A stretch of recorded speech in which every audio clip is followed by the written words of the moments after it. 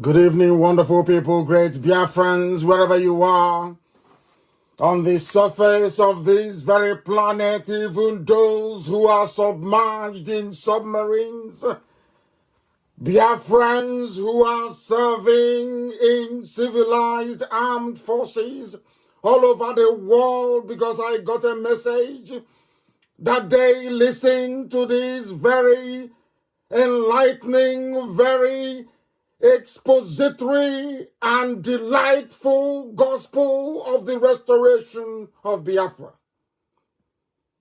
And this evening, it doesn't matter where you are. It could be your morning, it could be your afternoon, it could be your midnight. I welcome each and every one of you.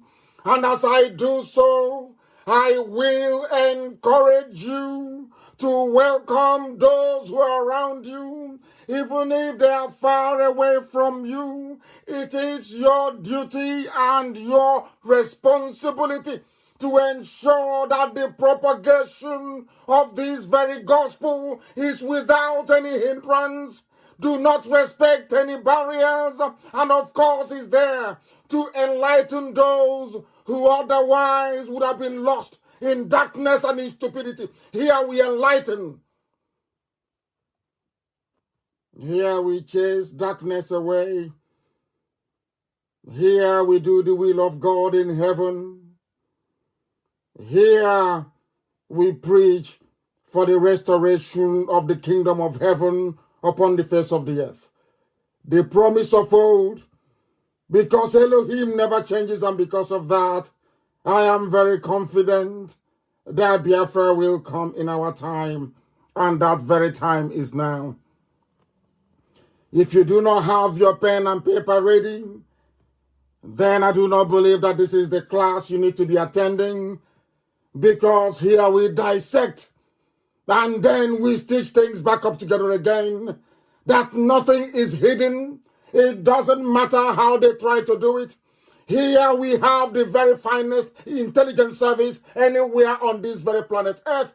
On this very platform, on this very radio Biafra, do we propagate the truth, can never ever be hidden. Wherever you're listening to us from, I can assure you this very moment, this very precise minute, that is light upon you.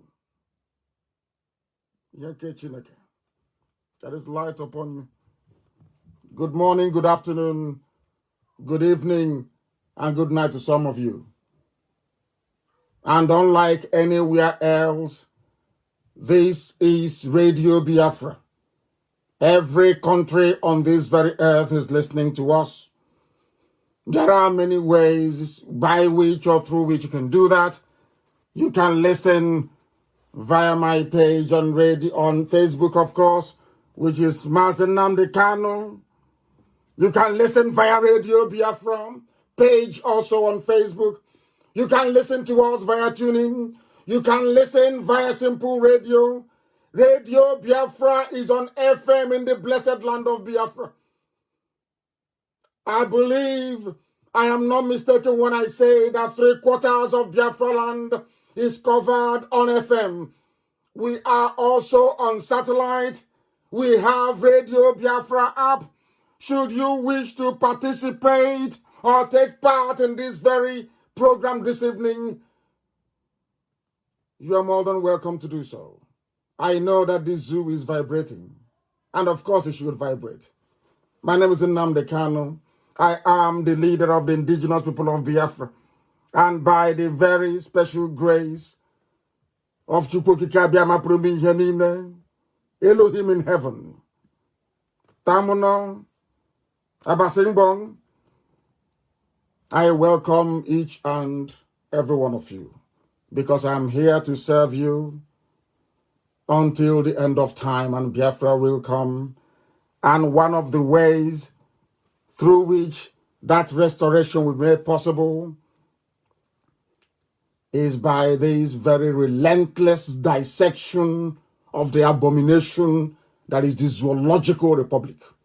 Damnable Zoological Republic of Nigeria. Anybody who wishes to belong to that place, may God have mercy upon your soul. because things are happening, and this evening we shall reveal all of them. Those things are hiding. This evening, and about how thought the world will know about it. And then you make up your mind where you belong. For me and my household, we belong to Biafra. And the only mechanism or machinery that can bring that about is IPOB. That is why we are steadfastly glued to this very effort without any wavering, without any fear, without any prevarication, without any retreat nor surrender. We are live and the whole world is listening. Do you know how you can determine if a program is live? It is by looking at the clock on your wall, or looking at the wristwatch you're wearing, or looking in front of your phone. It doesn't matter where you are. The time now is exactly 8 minutes past the top of the hour. Regardless of where you are in the world, it is 8 minutes past the top of the hour. In Biafra land, it's 8 minutes past 7 p.m. Check it. That is how you know we are live and we are direct. And humanity is at a standstill. Everywhere people are listening. There are some under the bed. There are some who are in their cars outside telling their wives that they are working on the car, that there is something wrong with the battery of the car, that the alternator is not working. But they have an earpiece and they listen to Radio Biafra. Humanity will bear us witness, because we have come that the zoo may fall. As always, we commence our proceedings this evening by committing it to the hands of Elohim in heaven. That same Chukwokikabiamaprumi, the God Almighty, the I am that I am, the Ancient of Days, the Ancient of the Ancients, the Creator of everything that you see around you. Nothing made Elohim. He was before time began. And his goodness lasts forever. And it is upon the promise of that goodness that we anchor this very restoration, that Biafra may come in our time. And we will show the whole world that black people are not animals after all. We want to prove it in our time, in our lifetime, and we're going to do it. That is why we say unequivocally that man cannot stop what we are doing. It doesn't matter who you are. You cannot stop it. If you're in doubt, come out on any social media platform, do a video and say to us, over my dead body will Biafra come, and you will see what will happen to you. Then you know that our mission is divine. That this very IPOB is not two, is only one. And its purpose is being fulfilled before our very eyes. We must pray wherever we are.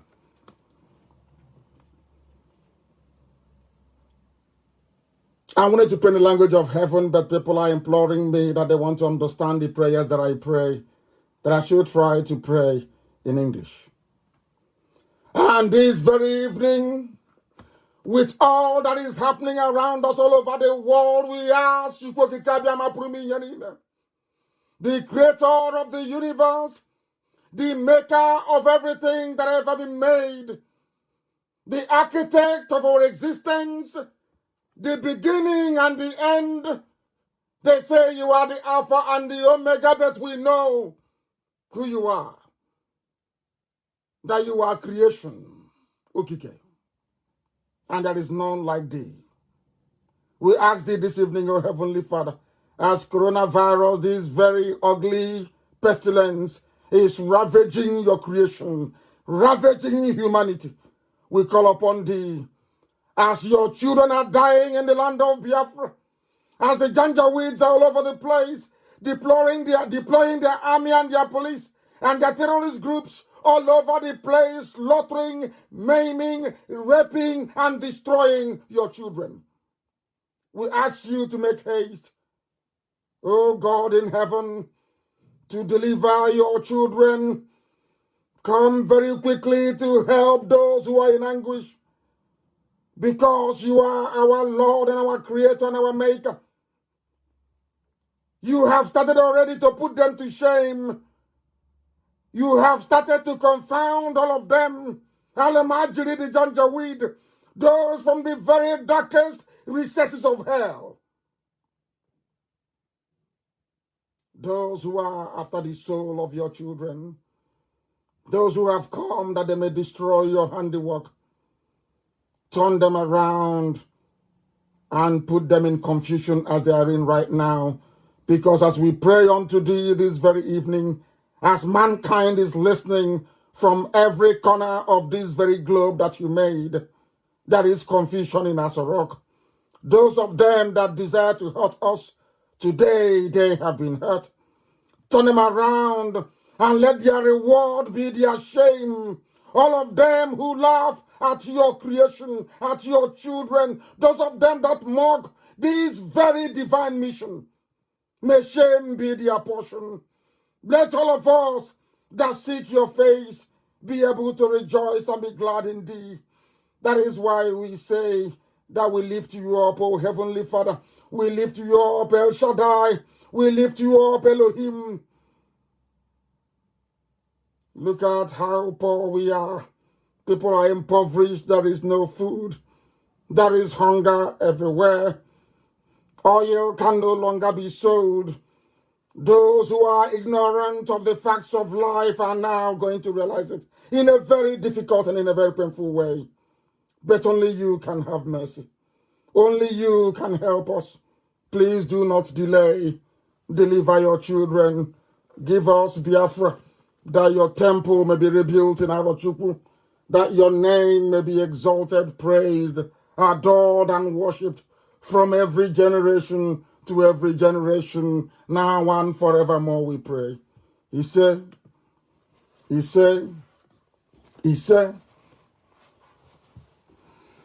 this very evening you must pay very close attention to this very gospel of redemption.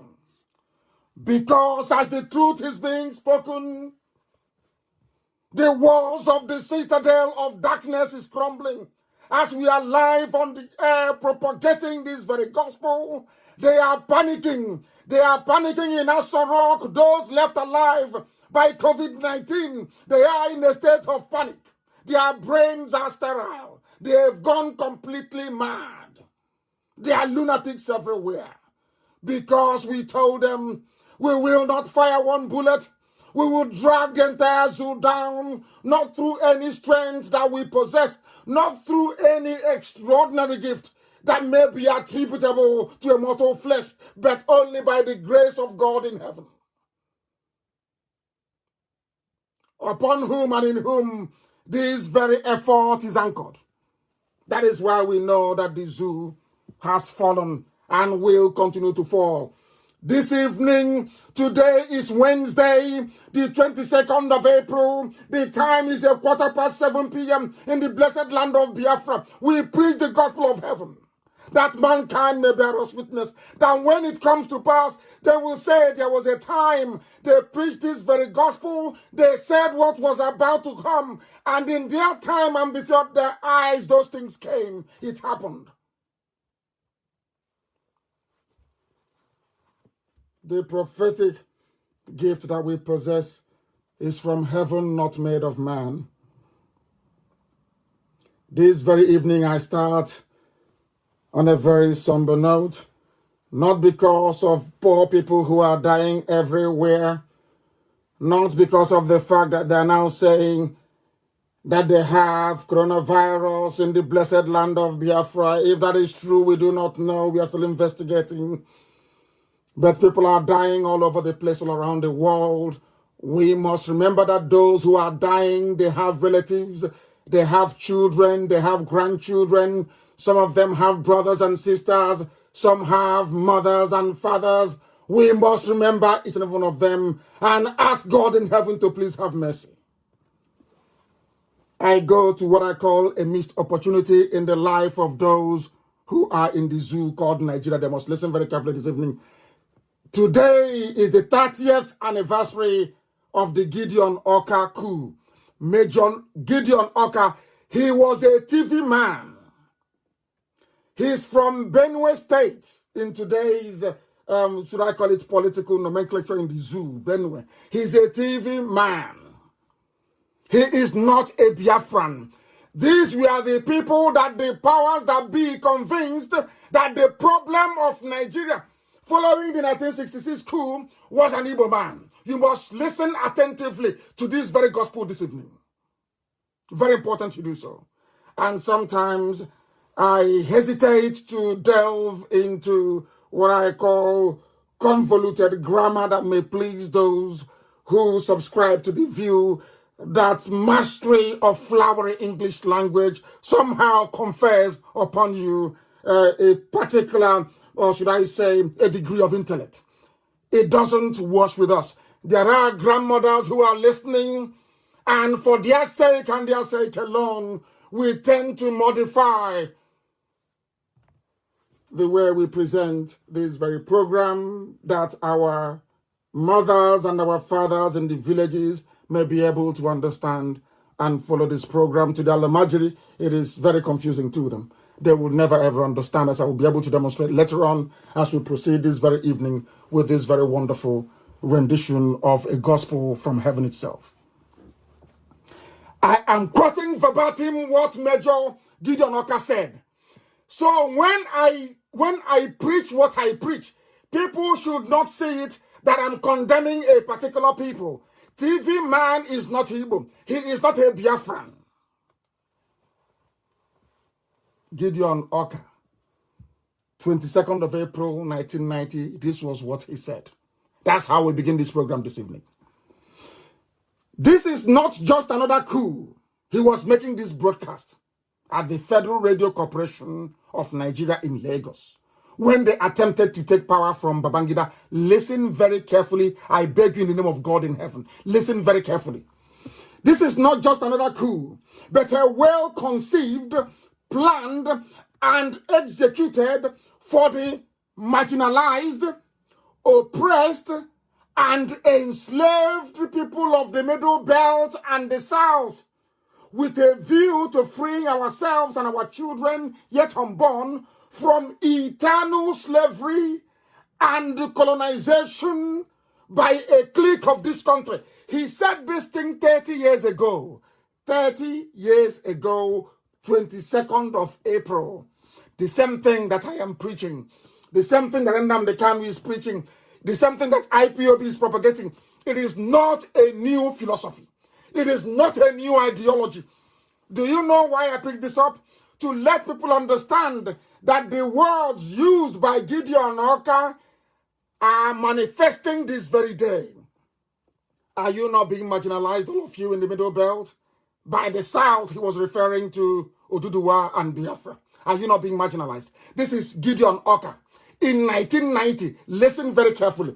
He said, we are being marginalized. That is why we are doing this coup. We are being oppressed. That is why we are doing this coup. We are being, wait for it, enslaved. That is why we are carrying out this coup. Our children, even those we have not given birth to, even those that will come in the future, like those that will come in the year 2020, they will become eternal slaves to the cabal in Abuja, to the cabal which Abba Kyari represented before he died. Gideon Oka saw this in 1990. 1990. I think he should be elevated to the status of a saint. If you're in Roman Catholic Church, in Anglican Church, if you believe in sainthood, I believe that Gideon Oka, he's a TV man, he should be elevated to the position of a saint. He said, the children we are going to give birth to, if we don't do anything now, they will become eternal slaves. You know what happened in Agatu. Some of you know what is happening in Benue State. Do you see that everything that Gideon Oka talked about is happening and unfolding before your eyes? Do you know why I'm dwelling on this? To let you know that once you receive a prophetic message like this, you must do something about it. And do you know the funniest thing? This very anniversary, this 30th anniversary of Henry Oka's coup against corrupt Bangida's regime, I'll read out the full text of the speech he made. Do you know why it's very funny? It was because of this coup that Babangida accelerated his move to Asorok in Abuja. And inside Asorok, he called the Israelis. They designed the office so that nobody, not even a light infantry, cannot storm Aso Rock and succeed in penetrating the office of the president. And surprise, surprise, at the 30th anniversary of Henry Yoka's speech or his coup, that office is locked. There is nobody there. The reason why you have such high level of security inside Aso Rock is because they know that middle belt officers are angry. They know that southern officers are angry. They know there are people who cannot tolerate the continued slavery of themselves, their wives, their fathers, their mothers, their children, even those unborn. That is happening today. Now you understand, don't you? Now you understand, don't you? 30 years ago. I said 30 years ago, Gideon Oka was saying this, 22nd of April. That particular coup, everybody was rejoicing. Everybody was rejoicing all over the world that corruption was falling. That was the proper anti-corruption, the proper anti-corruption fight that was going on. The real anti-corruption fight against the very corrupt regime, of Babangida. That some people come, I'm a Babangida boy. They are posing with it. But the man was insipidly corrupt. That is why when I see people support corrupt men, I go crazy. I go mental. I cannot handle it. Because evil is evil. Henry Yoka, I keep saying Henry Yoka. I keep saying Henry Yoka. Why Henry Yoka? That traitor, he's in a jail somewhere in the north. He was working for them and they jailed him. This one is Gideon Oka. Please, Major Gideon Oka. He was the 9th child born to a family. And what a beautiful name. Levi, which is Levi Oka, C-H-I. If they are Biafrans, if they are Igbo, we'll discuss that later on. The father was a teacher. His village is Gua. He's from a place called, his village is Apir, A-P-I-R, in Gua local government area in Benue State. Isn't it very funny? Every revolution, be it in the West Indies, be it anywhere else in the world, always come from people from once you cross the Benue River. Once you cross Benue River, your thinking changes, you become a radical. Yorubas could have been the same. Yorubas, they have radical people in Yoruba. I mean radical, strong ones in Yoruba land. As stubborn as we are. But it is the influence, or should I say the contamination of a Ilorin, that Muslim blood, that treacherous blood in Ilorin, that is holding the Yorubas back. At least I give that to them. Now let me go into details. This is just a preamble to the gospel you're going to hear this evening. That the world may bear us witness that this madness of Nnamdi Kanu is not just confined to the territory, the geography we know as Biafra. A TV, said the same thing 30 years ago, that the Janjaweed Alamajiri, their aim is to enslave everybody. That is why they're in Ongwa today arresting people. That is why they send Miyeti Yala, their Fulani headsmen, to go to villages, kill and burn. That is why all the money they borrow, they give it to the EU to be holding, to be bribing people. They get the best consultants in the world. That is why if you are an ambassador to Nigeria, from any of the EU countries, from Canada, from US, as soon as you come in, $1 million is lodged into your account. So that when Fulani people are going about inviting their army of darkness from Mali and killing people, they won't say a word. They will never say a word. That is what is happening. That is what is happening. That is why all their plots against me will always fail. Because Chukwu Kikabiama said I must speak the truth always. Any that's supposed to stop speaking the truth, I'm gone. You must speak it. It doesn't matter where you are, you will speak it. And that's what I'm doing.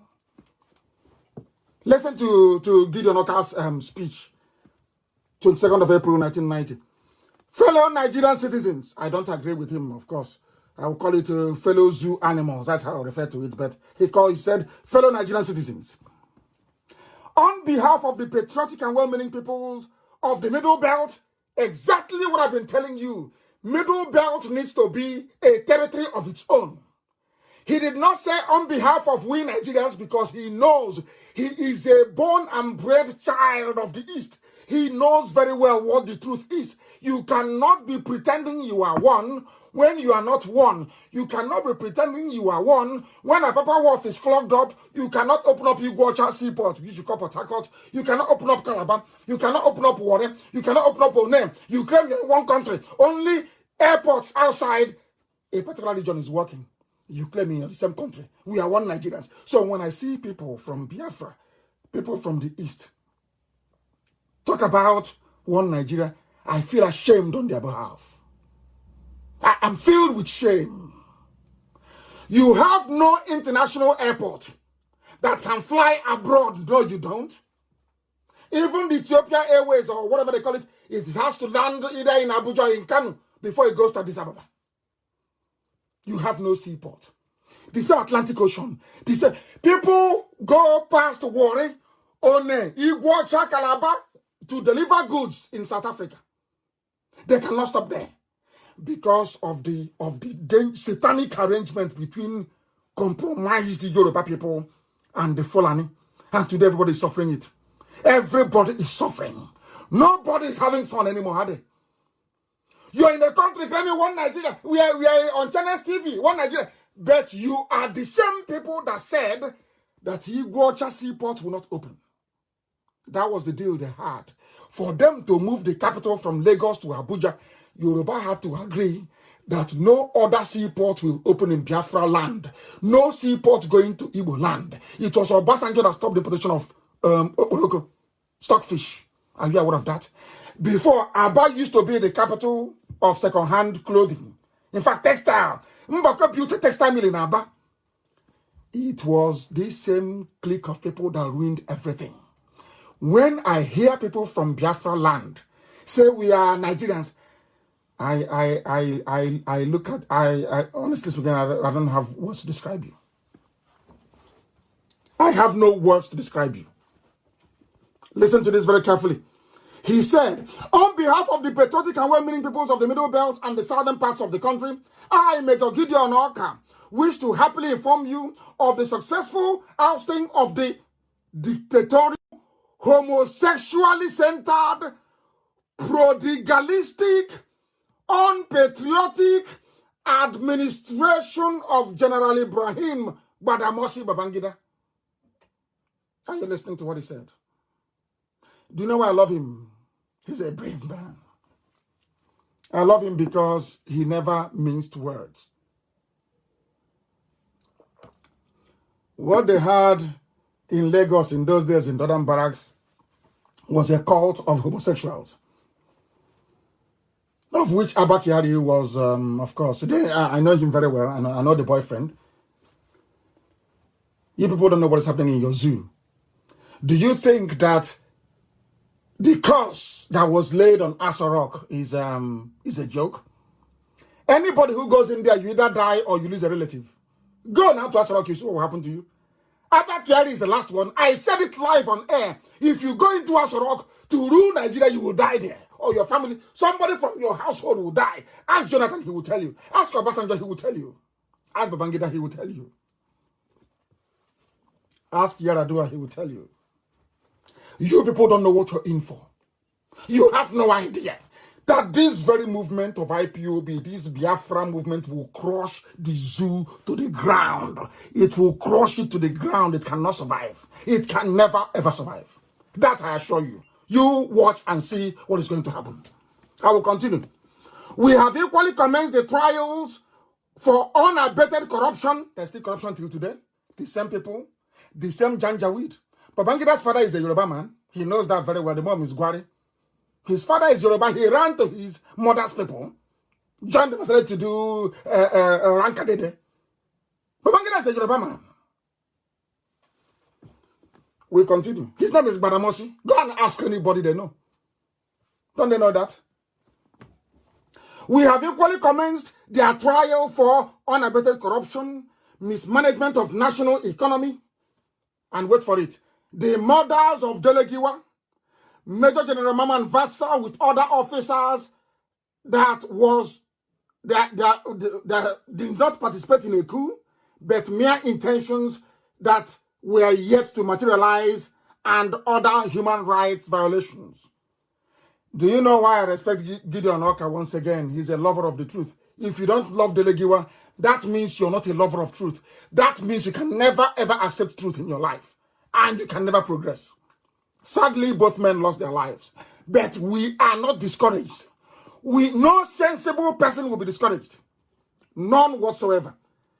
When I told you that Babangida killed Delegiwa, did you believe me? You didn't. Now that Major Gideon Onaka, I'm now reading what he said in 1990. Now you believe me? Everybody knew. Parcel bomb. Delegiwa was having breakfast in the morning, and they delivered the parcel to his house. He opened it. The parcel exploded, and all his stomach came out. His intestines came out. Who sent the parcel bomb? Charles Babangida. And after that, he actually killed the man that organized it. That's how evil that man is. Do you know why they killed him? Because he went into all the corruption from MPN. Those who planned even the killing of Delegiwa, even the French were amongst those that planned to kill him because of Fugro. Some of you don't know Fugro. Go and Google it. It was a construction firm. Fugro was in agreement with MPN. Some of you are talking about Ismaila Isafuntua. That was how he got his money. That was how he'll be shocked tonight how I know these things. That was how he got his money. The corruption perpetrated by MPN with Fugro was so much that when Delegiwa died, Fugro representatives in France took out an advertisement in the newspaper and said they're very happy that he's dead. In other words, it is black people helping to enslave themselves for the white man. It is not the white man. It is black people enslaving themselves for the benefit of the white man. That is Gideon Oka's speech, and many more. Gideon Oka said that from the beginning, it has always been the plan of the Fulani Caliphate to dominate. That's what he's saying. But these were the same people that lied to everybody, came into my nation, into my land, into Biafra, went to my own people in the coastal region, Ejo, Ibibio, Efik, and said to them, Igbo man is domineering. Look at what is happening to us today. Who is domineering who now? Who is dominating who now? And the same thing that they are doing now locally by selecting a few people, promising them 2023, they'll give them an appointment to defend evil, is exactly what the Europeans have done to us. They select who goes into power in Africa. If they don't like you, as the French have done time and time again, they kill you. And your next door neighbor will be, who would want to own a house in Dubai, in New York, in Paris, in London. They will gladly go in with his village people to say, oh, good riddance, he's dead, let's leave him. African people is we are the architects of our own misfortune. Greed and repudiation of the truth. That is why I love Delegiwa. That is why I love Gideon Oka. I love him so. These are people who stood on the truth and paid dearly for it. But if we all keep quiet, then all their sacrifice will be in vain. But if we pursue this mission to its logical conclusion, then we have won, at least for their memory. I am making this announcement this night for people from Benue, TV people. Do you now see it? Do you now understand it? That exactly what we are doing, what I'm doing was what your own son did 30 years ago. And why everybody must support the collapse of the zoo. You must support it. You have to. You must. I remember a very clever chap.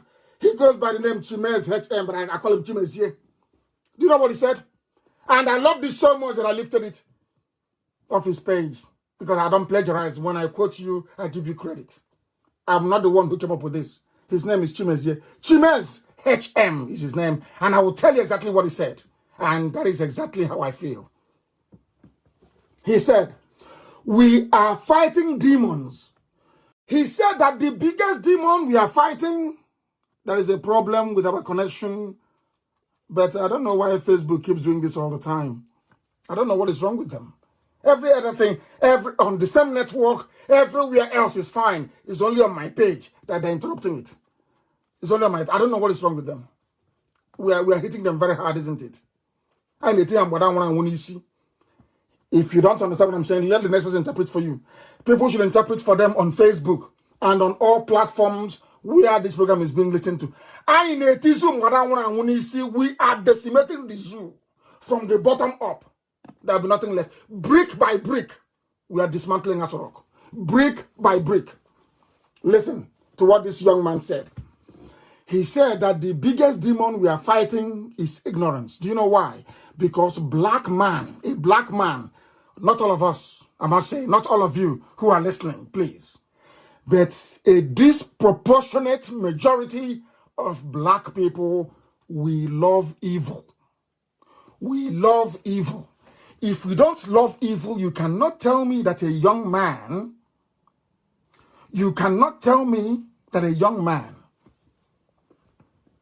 you went to secondary school, your parents struggled to put you through school.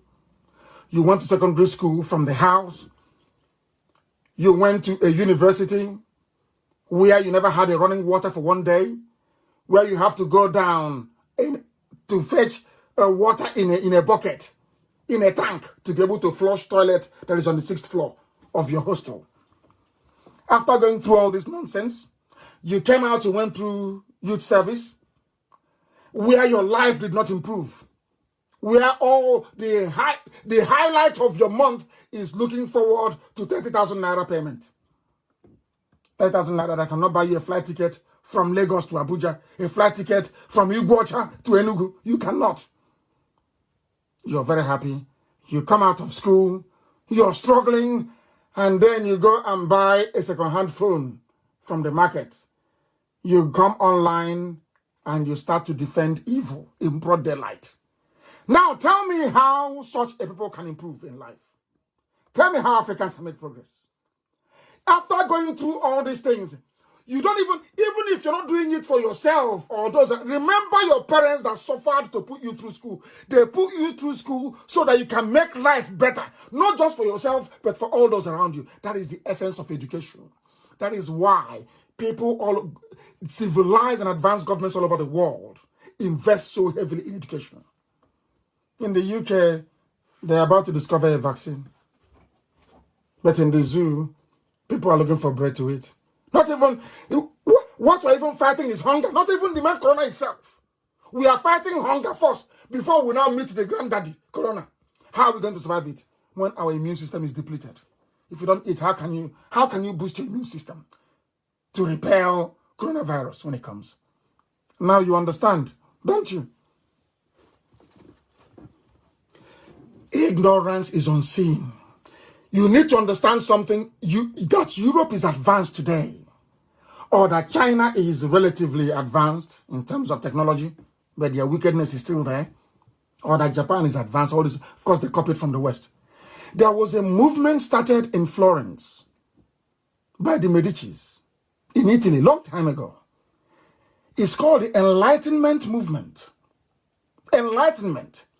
Because one day, the crowned heads of Europe sat together, all the rulers of Europe, they sat together and said, from now onwards, we test everything we do against reason. If we are going to do something, that thing must be reasonable. We are no longer going to pander to superstition. We want everything to be science-based, something we can see, reason. That's how you have Europe advancing all over the world. When I talk about Europe, I'm talking about Canada is Europe. Europeans went to Canada and built it. Europeans went to USA and built it. It was Europeans from Portugal and from Spain that went to South America and built the very marvelous Brazil that you're seeing today. The same Europeans went to Australia. They went to New Zealand. They went to South Africa. Anywhere you see them, there is improvement. You can see it. There is running water. There are good roads. Education system is very good. Do you know why? Because of enlightenment. Because they believe in reason. That reason should dominate. That is why we do what we do. That is why we went to your brain. We scattered it. To allow you to be able to pick things that make sense and that are reasonable.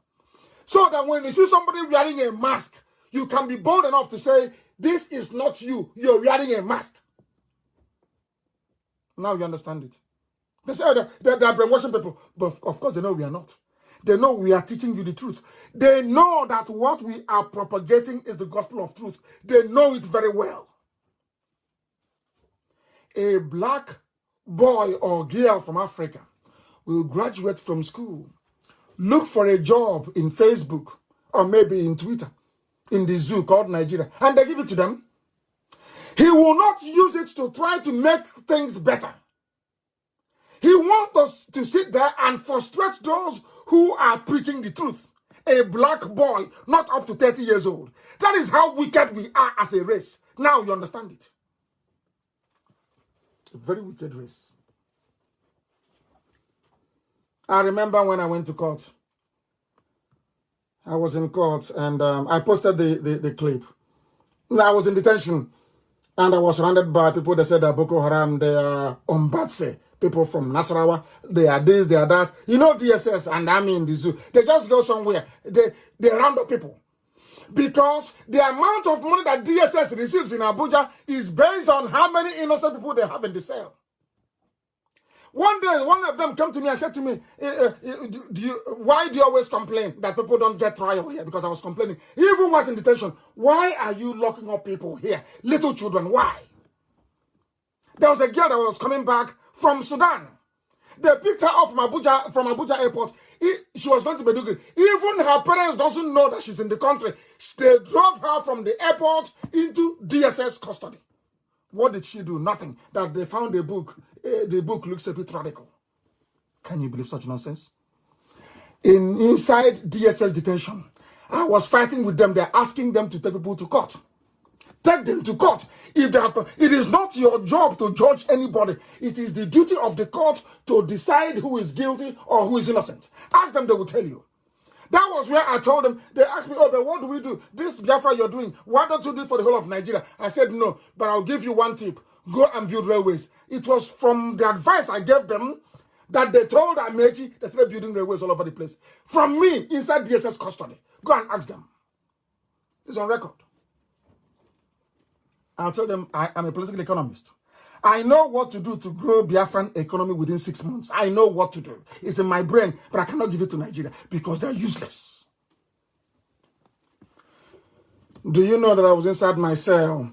These boys, little boys, they picked up from Niger State. They said they're Boko Haram. Maltreating them. You will stay in one place for 8 months. You don't come. Some for 2 years in one tiny spot. You don't see the sunlight outside. Nothing. I said, no, this is terrible. When I was transferred to Kuje, inside Kuje, I sent people that left the prison outside. I gave them money. I said to them, go to Nasarawa State, go to Niger State, go to Kwara State, go to Kaduna, go to Kanu, go to Bauchi. These are the names of the people that I was in prison with. They're accused of being Boko Haram suspects. There is no trial for them. They've not seen outside for the past 4 years for some of them. Look for their parents and bring them to Abuja for me. I paid. I'm saying this because of those that accuse me, oh, he's too selfish. It's always about Igbo alone and the Biafra, where every time is Biafra. I said to them, you that is claiming that you're a one Nigerian, how many people have you helped outside your tribe before? How many? When I was inside, I brought them to Abuja. I brought them to Abuja. The Binta Yako said I shouldn't speak when I go outside. I was in prison. They said that you're very stubborn. The Dambanzao said you shouldn't give any press statement. They sent some idiots to come and see me inside the prison. I told them to go to hell. Benjamin Madibu was with me. I said, go, come on, go to hell. Who are you people? They say, when they drag me to court, it is like a president going to court. They drag me to court with armored personnel carriers. Guns everywhere. Siren. When I'm coming to court, you think a president is coming to court. Inside the court of law, I was in handcuffs when I went into the court. I came out before I can climb into their prison van to take me back to Kuje. I gave a press conference, a world press conference there and then. I called the parents of the children being held illegally by DSS. I said, these are the people. Inside there, you had Kanuri. A Hausa family was there. Bagi family was there. The other one from Nasser, I've forgotten the tribe, was there. Yoruba was there. And I asked them, a few days I asked myself, how many people in the whole of Nigeria, be they minister or governor, how many of you has ever done such a thing before for people? They have not. When I was in Kuje, when I left Kuje, they were crying. I used to pay for lawyers to come and give people proper legal representation. A Joffa was working sometimes without pay, morning, noon, and night to get people out. Ask them. They said, when people visit, they said, until they will never see any other person like me come to such a place. But you had Alex Bade, all the big shots that were coming. How many people did they help? But they are your Nigerians. I am a Biafran. I came into prison because I'm a Biafran. I was in detention because I'm a Biafran. Yet this Biafran is the only one helping poor Fulani and Hausa people in prison. That tells you who we are. What we are doing is not against anybody. I hate poverty. I hate ignorance. I hate the fact that there are old men and women who cannot feed. I hate the fact that our kids are not going to very good schools. My own children are going to very good schools. And you want me to be happy seeing other people's children suffering, selling banana and oranges. That was not how God made me. That was not the sort of child I was raised to become by my father and my mother. I was raised to fight injustice. And that's what we are doing. And that injustice also includes ignorance. It includes ignorance, and we must fight it. Chukwoki Kabiama did not send me to do this very work that I may become rich, maybe acquire cars or build mansions, or maybe I'll be basking in some stupid glory. I was sent that the kingdom of heaven may be restored upon the face of the earth, that Biafra may come. That is my one sole purpose. That is why I am indestructible. Indestructible. If you like, you try and see. I broke the cordon in Abakaliki. Therefore, he set up cordon with army and police. They come their gun and said, I will shoot. I said, shoot. I broke their cordon. Had the Nigerian army not been cowards, they would have attacked me when I am outside, not in my house, where I have my father and my mother. But anytime I go outside, they never attacked me. They were scared. As the cowards they are, they had to come to my house with my parents in it. I went to Kulobia. Obiano said, don't come to Kulobia. I said, you are talking rubbish. I went to Iguacha. They said, I went to Iguacha. Before we left, the hold up in Iguacha in Port Harcourt was 8 hours. They know I am destructively stubborn. If I say I will destroy Nigeria, God in heaven knows. Of course, he sent me. The zoo is gone. I can't leave you.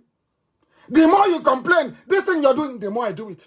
The more you complain, this thing you're doing, the more I do it. You don't know who we are. You don't know IPOB. That thing you're asking us not to do is what we are going to do. That was what we shattered Twitter yesterday. Only an order that was given within 2 hours. Twitter itself was even crying that we should take it easy. Do you see how determined we are? Is anybody paying us? These are the same people contributing money to run IPOB for them. Because the finest army in the world is a volunteer army, not the one you conscript, not the one you do by force. Willingly. That is why we are formidable. Exceptionally formidable. Elohim did not send me to this world to have cars, fancy car, fancy house. Oh, can you see my house there? Rubbish. I'm not doing anything with it. The one my father left, I'm only going to sleep in one tiny bed, isn't it? It's more than enough. One tiny bed. Nelson Mandela never had a house. There was no need. His job was to free his people, not to be driving cars or owning properties. Rubbish. Rubbish. We must proceed. Biafra is the last miracle on earth, and it's going to happen, and you will see it. They're at a time when things can no longer be the same. In the era of Corona, it has come, and you will see it. I will see. You see it. I warned you. How many weeks ago did I warn you? You are bringing Chinese. You are going to suffer. You are bringing Chinese. You're going to suffer. None of you listened. He said, oh, Nnamdi Kanu, he's making noise. He's making mouth. Has it not happened? And I said to you, when you start to die in Nigeria, when you begin to die, remember my broadcast. I told you, I warned you only 3 weeks ago that the coming of the Chinese is your doom. And surprise, surprise, I'll read it from Daily Trust. I'll read what Daily Trust says here. Over 150 people died in Kanu between Friday and Saturday of last week. And they have been buried in 3 cemeteries, heightening fears that they died because of an ailment they don't know. Did I not tell you? When the Chinese come in, you are going to die. And you know, do you know who brought them in? The same people that you are talking, I say, hey, we said the chief of staff. People are now talking about chief of staff as if it's just a campaign. People are going on a campaign. Oh, this is Aisha's list. This is Simon Da's list. Oh, this is the list of King Gibe. Hey! And I keep asking myself, are you sure these people are human beings? These are the men. Because the office is locked. There is no Abakiyari. They need to knock it down. The Chinese are looking for people to experiment with. The Chinese want to take over your resources. They came to run your government. The same way that the Russians are helping Assad to run Syria. I told you. Did I not? It's not up to 4 weeks. Have you all forgotten what I said here on this radio station? That the Chinese will come. Now they have come. When people begin to die, you know those to hold responsible. Who are the people dying now? The poor people in Kanu. Because they have started the experimentation. Many more will die, unfortunately. Many more will die. I'm sorry to say this, because you don't listen. As our brother said, you have ignorance in growing inside your brain cells. You have no conscience. Ignorance everywhere. This is the price of ignorance. When people are ignorant, they go to the toilet with a bucket of water. When people are ignorant, there is no light, they run generator. When people are ignorant, they have no roads. When they drive, they fall into a ditch and they die. When people are ignorant, their graduates don't get any job. When people are ignorant, their children can barely feed. When people are ignorant, when there is a pandemic, they are all abandoned to die. When people are ignorant, the army will kill you. When you're ignorant, the police will kill you. When you're ignorant, a politician will give you 2,000 naira to buy your PVC and your life is gone. When you're ignorant, you look for God. You look up to God for a solution when the solution is right there in front of you. 150 people dead. What killed them in Kanu? They don't know. It's a mystery illness. How can there be a mystery when there is corona? Why can't people be honest? All the grave diggers in Kanu now, they're working overtime. And you know the zoo, for them to say 150 people died, you know how many that may have died? And I'm warning people, if you're living in Kanu, please do not come to Biafra land. Stay there. You like Ubawasa? Stay there. And don't bring this nonsense to us. Although we have spotted some Chinese in the neighboring state. We'll get to that later on. One thing, and I told you, when it happens, you know those to hold responsible. All the Majori children are dying in the north. They are killing them. Saying, oh, we are dispersing them to states. No, they are not. They have brought in the Chinese to use those children as guinea pigs, and they're all going to die. That's what they're doing. Their own children are in Dubai having fun. They're all over the world having fun, driving fast cars, buying power bikes of $400,000. You, the ordinary people that IPOB is trying to save you, you're there defending people who are criminals and have been so for a very long time, that Gideon Oka, Major Oka told you in 1990 that these people, look at the way they are going to enslave you. And in your own backyard, as is happening now in parts of Yoruba land, the Fulanis are there sacking them in Ondo State, as Gideon Oka said. As Nnamdi Kanu has been preaching, as IPOB has been preaching ever since. It goes in through one ear, it comes out of the other one. Now who is suffering? Who is suffering, I ask you?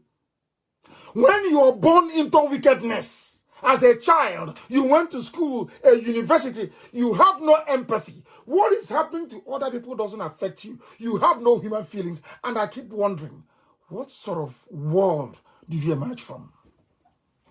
You're telling me, and now the guy's trying to spoil Nigeria for us. So how many Nigerians have you helped? I'm telling you what I did from prison, from detention. How many, all of you talk, I'm a Nigerian, and Nnamdi Kanu wants to break Nigeria for how many people have you helped? I'm not asking you to be, perhaps comfortable as some other people are. No, even through advocacy is helping. When you come out to revolt, it is helping. When you come out to demonstrate, it is helping. What have you done? Nothing. It has left some people to argue that this revolution we are calling for, this revolution that people of conscience are calling for, may actually start in the north. And they cannot hold it. That is why they don't like radio. They don't like me preaching, not because what I'm saying is a lie, but because they don't want the Alamajiris on the street in the north to be aware of what they are doing. I call it the Niger Delta experience. They told you, Igbo man is your problem. Igbo man is your problem. You're looking at an Igbo man doing nothing to you. Your own brother, your own fellow Biafran. You answer the same name. You speak the same language, everything. And then they went to Abuja to go and rally for Abacha. And then their eyes opened. They said, all the young money is here, they're spending it. Now, from that day, they realized that the reason why they brought divide and rule, Igbo man is your problem, is when there is a problem in a family, you are messed up. You can no longer solve it. It's an internal problem, a very, very difficult one. Ask them in Sudan and they will tell you. They will tell you. They are saying they are moving the Alamajiris out, that they're going to move those kids out of the place. And somebody actually said, which I love very much, you are in the same country, is that correct? Hey, our nation, one Nigeria, indivisible, one Nigeria. And I'm asking you, you have been to America, yes? You've been to all countries of the world, not just the US.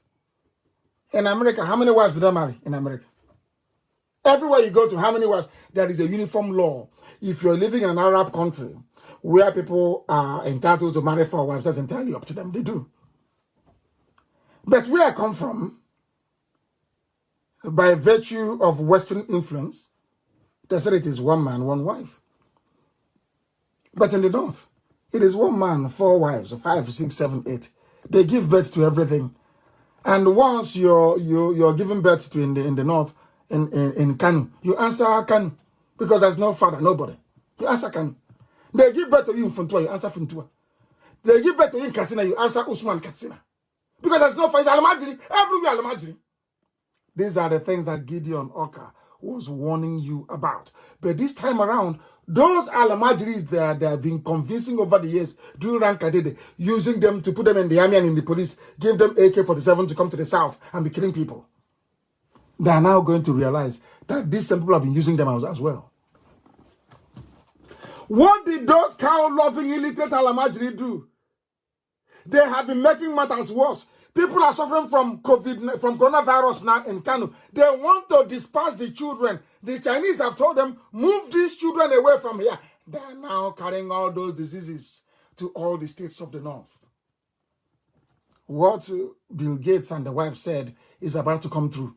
And who are the culprits? Don't blame the Alamajiri children in the north. you're going to blame all those you have in Aso Rock, all of them. They are the ones bringing this death. They are the ones bringing this death in, and I warned you that it will happen. And I can see what Facebook is doing. Anytime we try to go over, we try to get to 14,000 people, they cut it, and then they reinstate it. If you're disconnected, you go back and you log on again. That's what they're doing. All the other systems I'm using are fine, but the particular device I'm using to stream on Facebook, anytime it gets to near 14,000, they cut it. And who is doing that? A Yoruba graduate that went to school and read Karl Marx, read Montesquieu, read Immanuel Kant, all the great philosophers. Maybe, who even knows, maybe read Homer's Iliad or Tolstoy's War and Peace. All these things, they may have read it. And maybe he was there as doing philosophy 101, being a radical. Look at what they're doing. These are Yoruba people, Yoruba kids. They are graduates. They're in Facebook. All they're doing is to make sure that the truth will not come out. And you want to go back and have electricity? You want to have good roads? To say, hey, this is our country. Hey, who did you offend though? You offended yourself. Your ignorance offended you. Your wickedness is your offense. Look at what Gideon Oka preached 30 years ago. It's what I'm telling you today. And people are listening as if they have just descended from the moon. The same thing that the reason they gave for the attempted overthrow of Babangida government. There was an officer that died at Durham Barracks. They wanted to kill Babangida. The man threw himself, I think it was his ADC, threw himself in front of the bullets.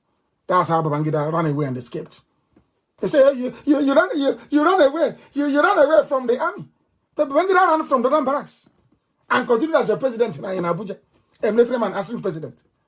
Because they don't know history. I imagine they just go, hey, you ran away. And I said them to them, but Prophet Muhammad ran away from Mecca and came back and conquered it. Then they don't know history. They don't go to school. They is quota. They come, hey, let my people go.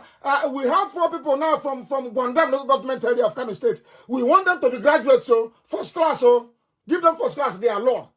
And their ML will go home and they give them all first class. That is why they write rubbish letter when you employ them. We'll read the letter for the whole world to hear later on. Zoo. In every way, a zoo. People are dying now. Instead of Nigerian newspapers, instead of Nigerian commentators to say, who brought the Chinese in? 150 people did not die when the Chinese were not there. Before the Chinese came.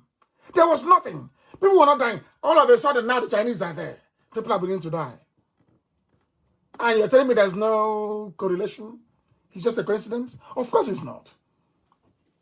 Deliberate. Deliberate mass murder. That's what's happening. Some of you are pretending you don't know. Oh, this Nnamdi Kanu is causing trouble for us. So you're waiting for your turn. When it gets to your village, typical black man, full of ignorance and wickedness. I preach it. If you don't like it, you go to hell. As you're going, they will call and say, hey, they've taken the light. Or you, as you're going, an illiterate Alamajiri wearing a uniform will stop you and start flogging you for no reason. That is the price you're paying for your ignorance. That is the price you're paying for supporting evil. Is it very clear? We must continue.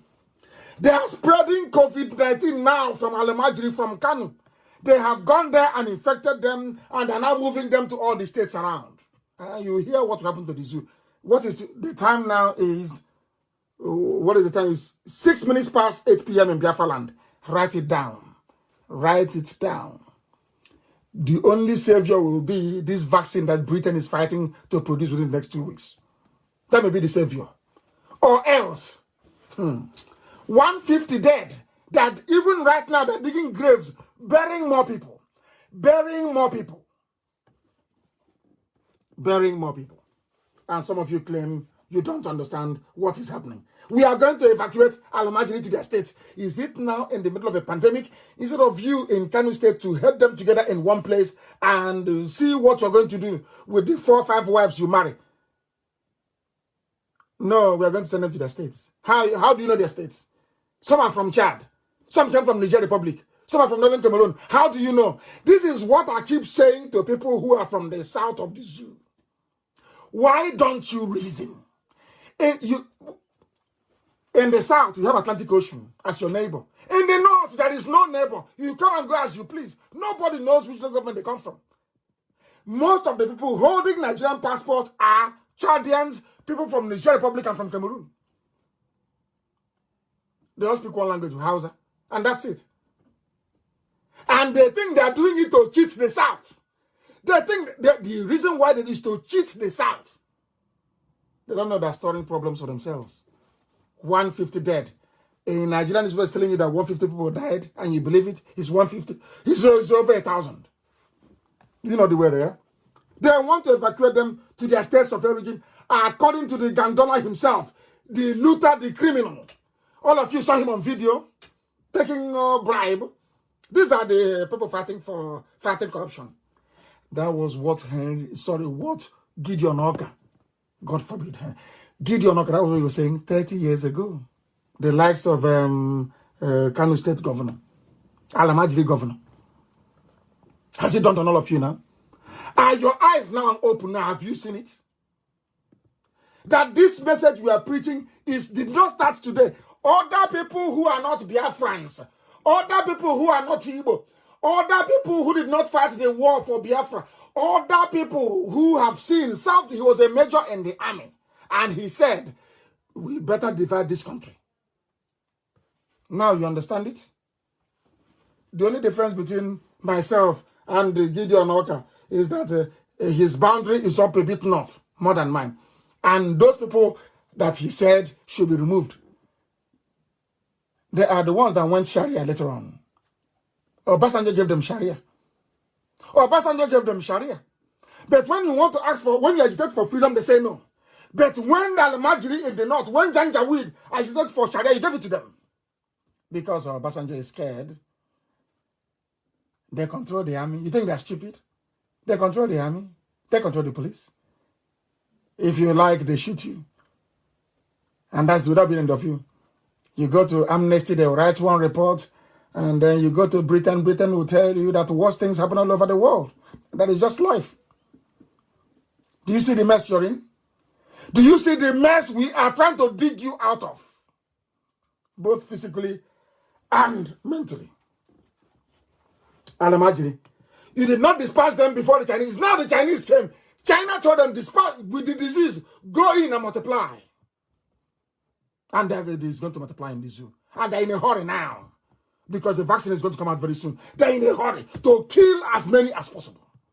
And these are what you call your leaders. Elder statesmen. These are the idiots that brought Chinese discriminating against black people inside China, killing black people inside China, humiliating Africans in China. You went and you brought them. And you're saying you're a leader. And you are clapping for them. You're clapping for them. Hey, tell me why God will not punish you. Just tell me why you should have electricity. Tell me why you have a good road. Every day you lament, every day, hi, who did this to us? So you did it to yourself. We are showing you the way out for everybody.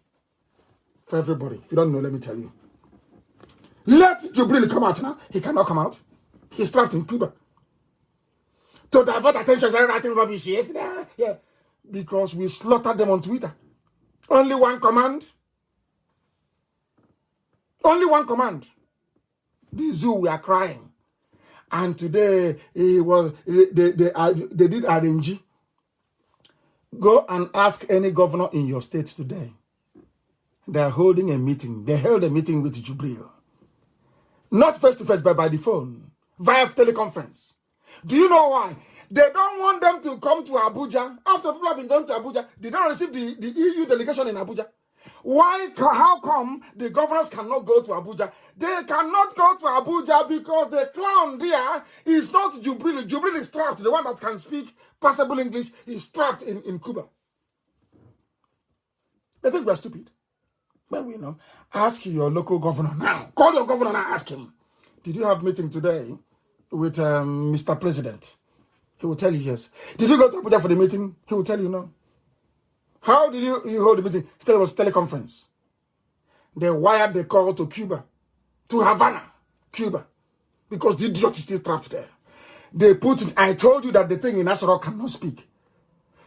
He is taking photos inside Asrock. Yes, and video.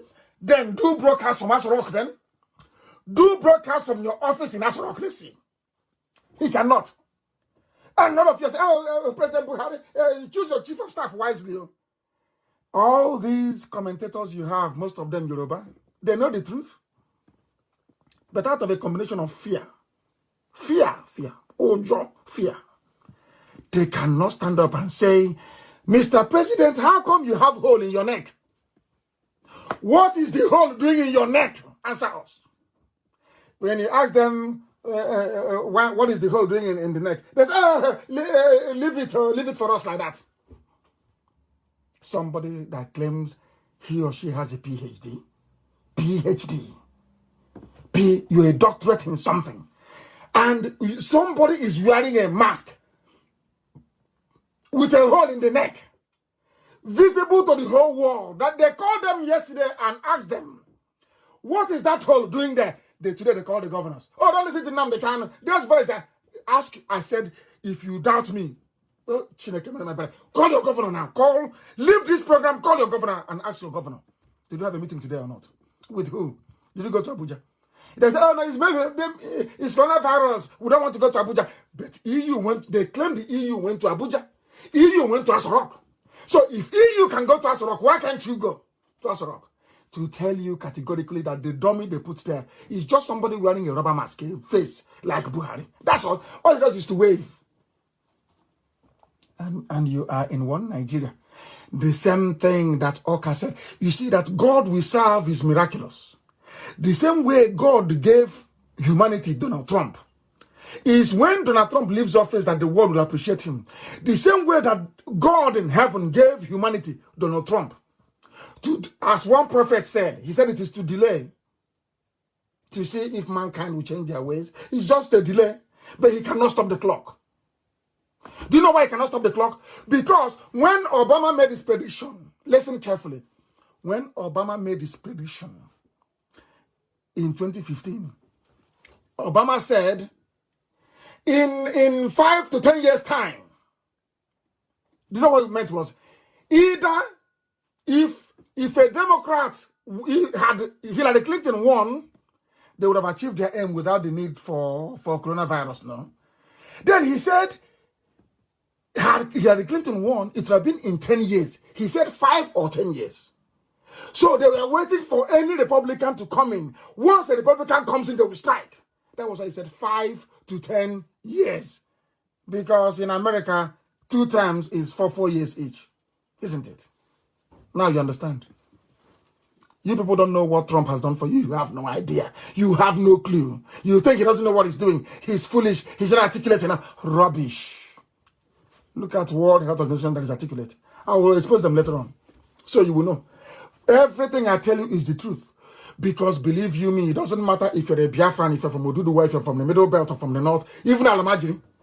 I love you more than those people claiming one Nigeria do. If you're in trouble, if I have the means to help, I will help. That is what, but they can never help you. They can never. Not in a trillion years, they will never help you. That is the Biafra we are building. A Biafra where people will have empathy and compassion to understand that what affects somebody else's child could also affect your own child. That's what we are building, not the zoo. Somebody went out, consciously went out.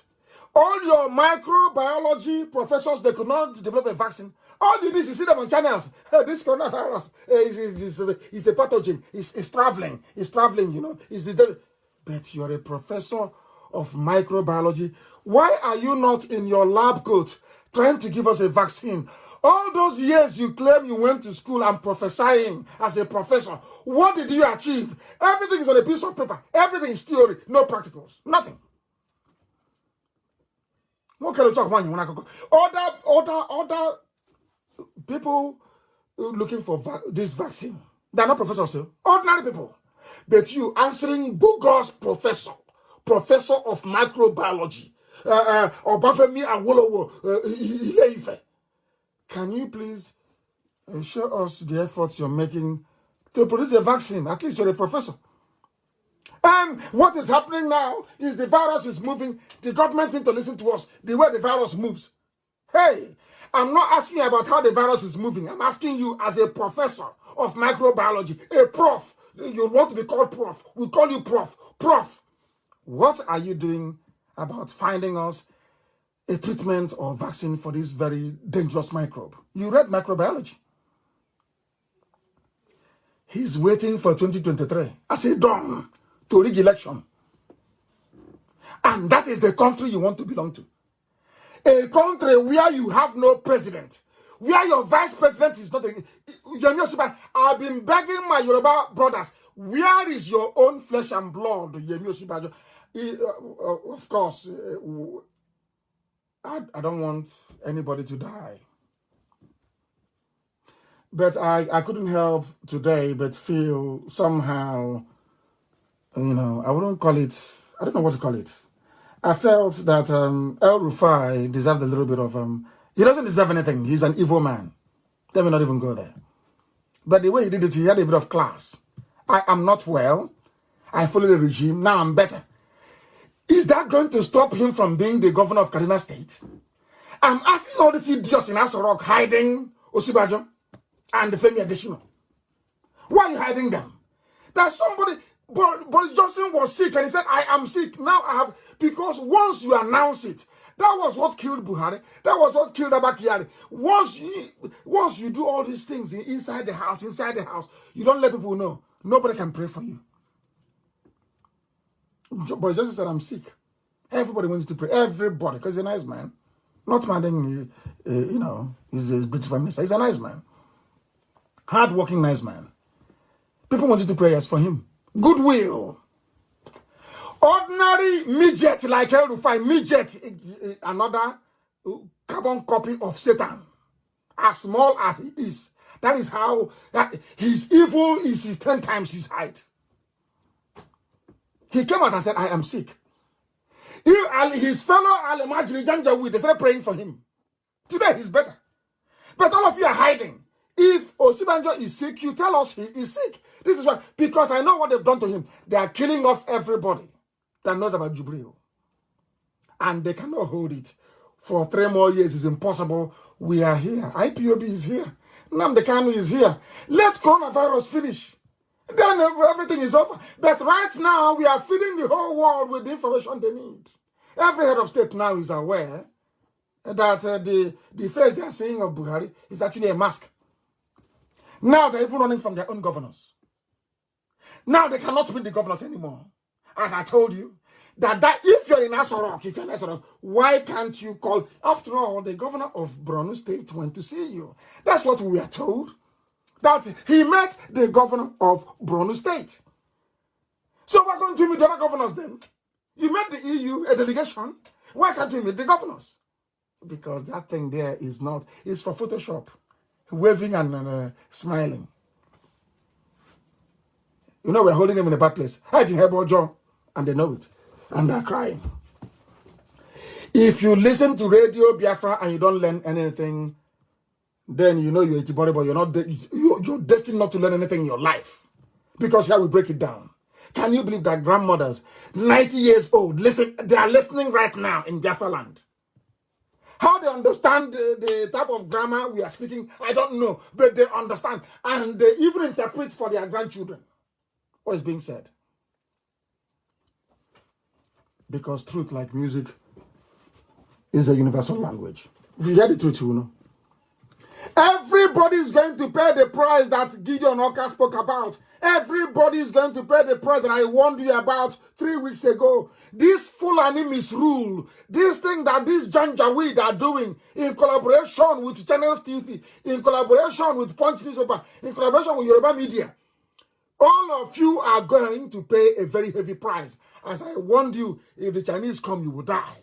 Are you not dying now? All over the place? In Kanu at least? This supporting of evil of Yoruba media. You know, people, they love to misunderstand me. I say Yoruba media, I did not say Yoruba nation. I did not say Yoruba people. I said some of them. Some, and I will continue on this line of attack until they repent. Some of them are evil. Evil. They are the ones supporting this edifice of criminality. A country without a president. A country without a vice president. Hey! That even ordinary... Hi, I'm coming to that later on. Let me just hurry up and get there. All those people that call themselves done. And everybody holding a degree in political science. From this night, go to where your degree is, bring it and burn it. I'm sorry to say, it doesn't matter if you're a Biafran, if you're from any... Go and bring it and burn it, because the idiots that taught you when you're university, they're useless. You didn't learn anything. You didn't learn anything. My own rudimentary knowledge of government I got from a secondary school is better than we can't compete. And I will tell you why. If your child is studying political science, withdraw them from Nigerian university, because it's a very useless place. You are going to make them more foolish than they are, as long as Al-Majri is in power. Ordinary chief of staff position. It's something that they're voting for. It's not election. Unbelievable. Unbelievable. And as I warned you before, how old is Abba Kyari? They said he's 67. I want that very picture to be posted, actually. They said he's 67. And how old is Buhari? 77, they claim. Of course, it's a lie. He's 77.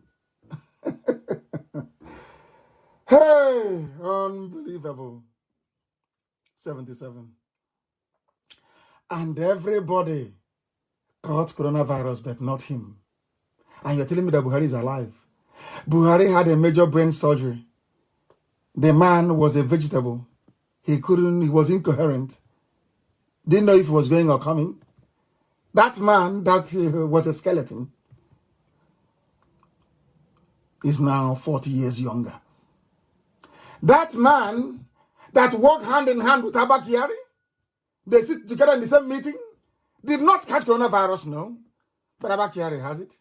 The rest of the cabal, they have it. El Rufai had it as well. Buratai has coronavirus. He's treating himself. He has it. He's now in. He managed to enter Niger Republic yesterday. He's there now, receiving treatment. He fled to another place by road, sending Air Force to throw bomb from the air when he's running on the ground, running to Niger Republic. I'm lying to all of you. Somebody who is 77 years old, with a history of medical condition, brain tumor, did not get corona. It is somebody who is 67 that got it. And El Rufai, I don't know how old he is. That midget, I don't know how old he is. And you're telling me you're reasonable. You're telling me you have brain and you can think. You're intelligent, yes? Intelligent. Hey, Zualamni, unbelievable. There is something called the laws of deduction. Everybody in Abba Kyari's office has tested positive for coronavirus, but not, you claim Buhari is there, but not Buhari. He is sick. And he doesn't wear a mask when he comes out. Hey, zoo. You're not zoo for nothing. Nigerians, I'm telling you, you are not zoo animals for nothing. Even animals can do better than this. Animals in a cage can do better. They have better reasoning than this. A president is 77 years old, you claim, has history of medical condition, had a brain tumor, by his own confession with his own mouth. Somebody who is 67 caught it, his closest friend, the person that sees him more than Aisha does, and he didn't get it. And the staff of this very man, Abba Kyari, his staff, they all have tested positive for it. Young men and women. A 77-year-old man on medication, on life support more or less, did not get it. Hey, Nigerians, you people, God should just come and wipe out the whole place. You people are useless, beyond belief. Useless to the core. More than useless. Nigerians are hopeless. everywhere. It has been confirmed by what they call presidential source. This is a Janjaweed newspaper. It's from the north. That all persons, everybody that met Abba Kyari is in trouble. It is here. And you're telling me it's a 77. Baba go slow. Baba is going slow. Hey, zoo. Hey, zoo. Unbelievable. Nigeria is a joke, honestly speaking. A very big joke. And the people are suffering. They went and brought in the Chinese to take care of their government for them. So America cannot tell them what to do. And maybe Ahmed or whoever. You know, there's a tussle. Today they announce it's King Gibe. Tomorrow they announce it's Ahmed. The other one they want to Marawa. You understand what is happening now, don't you? They cannot decide. But they have one thing in common. They don't want the world to know through their squabbling that there is nobody there. That's why it seems as if there is some form of a ceasefire, an agreement. Whoever you put there as the chief of staff is now going to be the de facto president because you don't have a president. Nigerians, you do not have a president.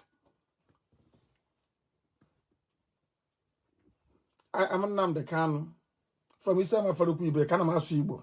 Asu Yofuma. Asu Beke Asu Yofuma. So you know it's me talking. Ask that thing in Asorok. You claim it's Buhari to stand up. I remember one village in Katsina. One village only. He cannot. You are all busy deceiving yourselves. And that was what the Chinese saw and said, these are idiots. Let's go and take everything from them. These are idiots. I went to school. I studied at Toronto. I went to Harvard. I was at Harvard.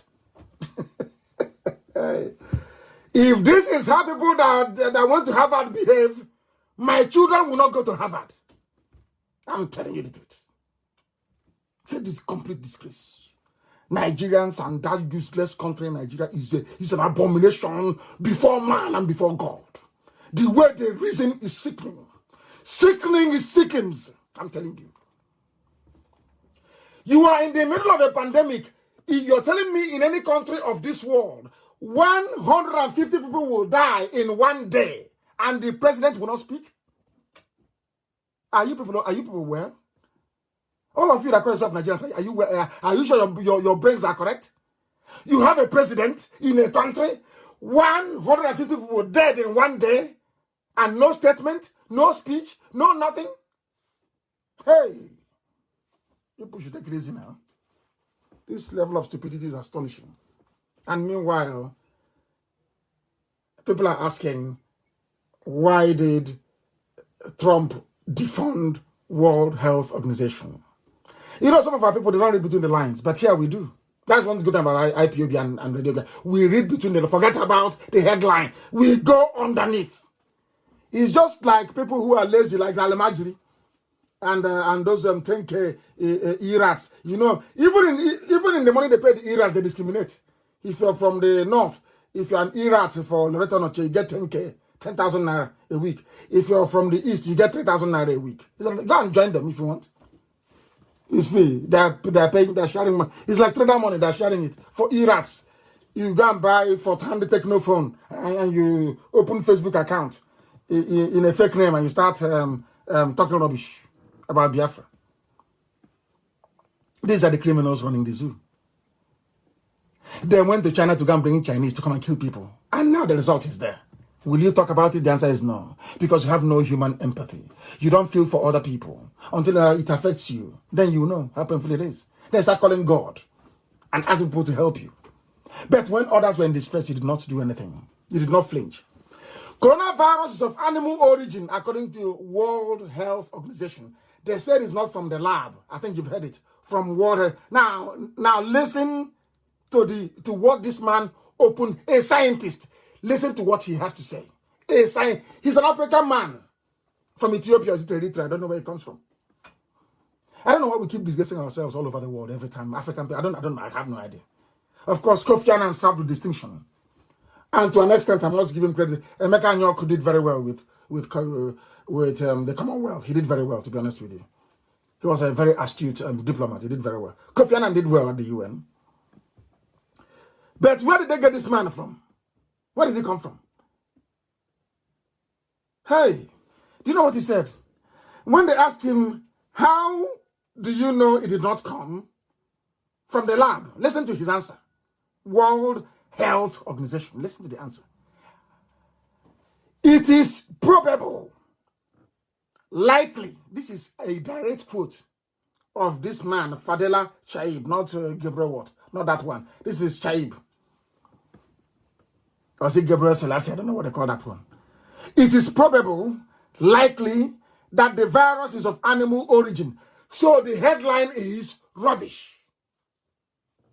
This is why it's always good to read beyond the headline. The man said it is probable, likely that the virus is of animal origin. A scientist cannot tell it is probable until you are sure you do not know. All you can say is that we are investigating it. They don't know that we are Biafrans, we are very intelligent people. We are not daft, we are very intelligent. A scientist telling you it is probable, likely. That is not scientific speak. That is not how science speaks. It speaks in absolute terms. We've tried this, it is this, or it is that. They are trying to defend China. It's only a fool who doesn't forget about all that thing that Facebook is doing. What's his name? That boy. What's his name? He wants to play God like Bill Gates and the Rothschild. He wants to play God. Zuckerberg. He wants to play God as well. He's defending China. If you ask something about that this very virus came from a lab, they block it or they censor it. They say it's fake news. But they've asked the World Health Organization, do you know?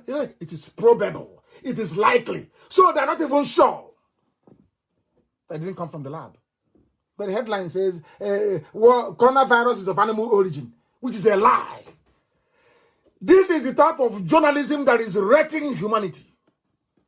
I call it Yoruba journalism. Journalism of the gutter. That was why we chose them, that girl yesterday. What's the Fire? I want to give her free publicity. Fire, whatever her stupid name is.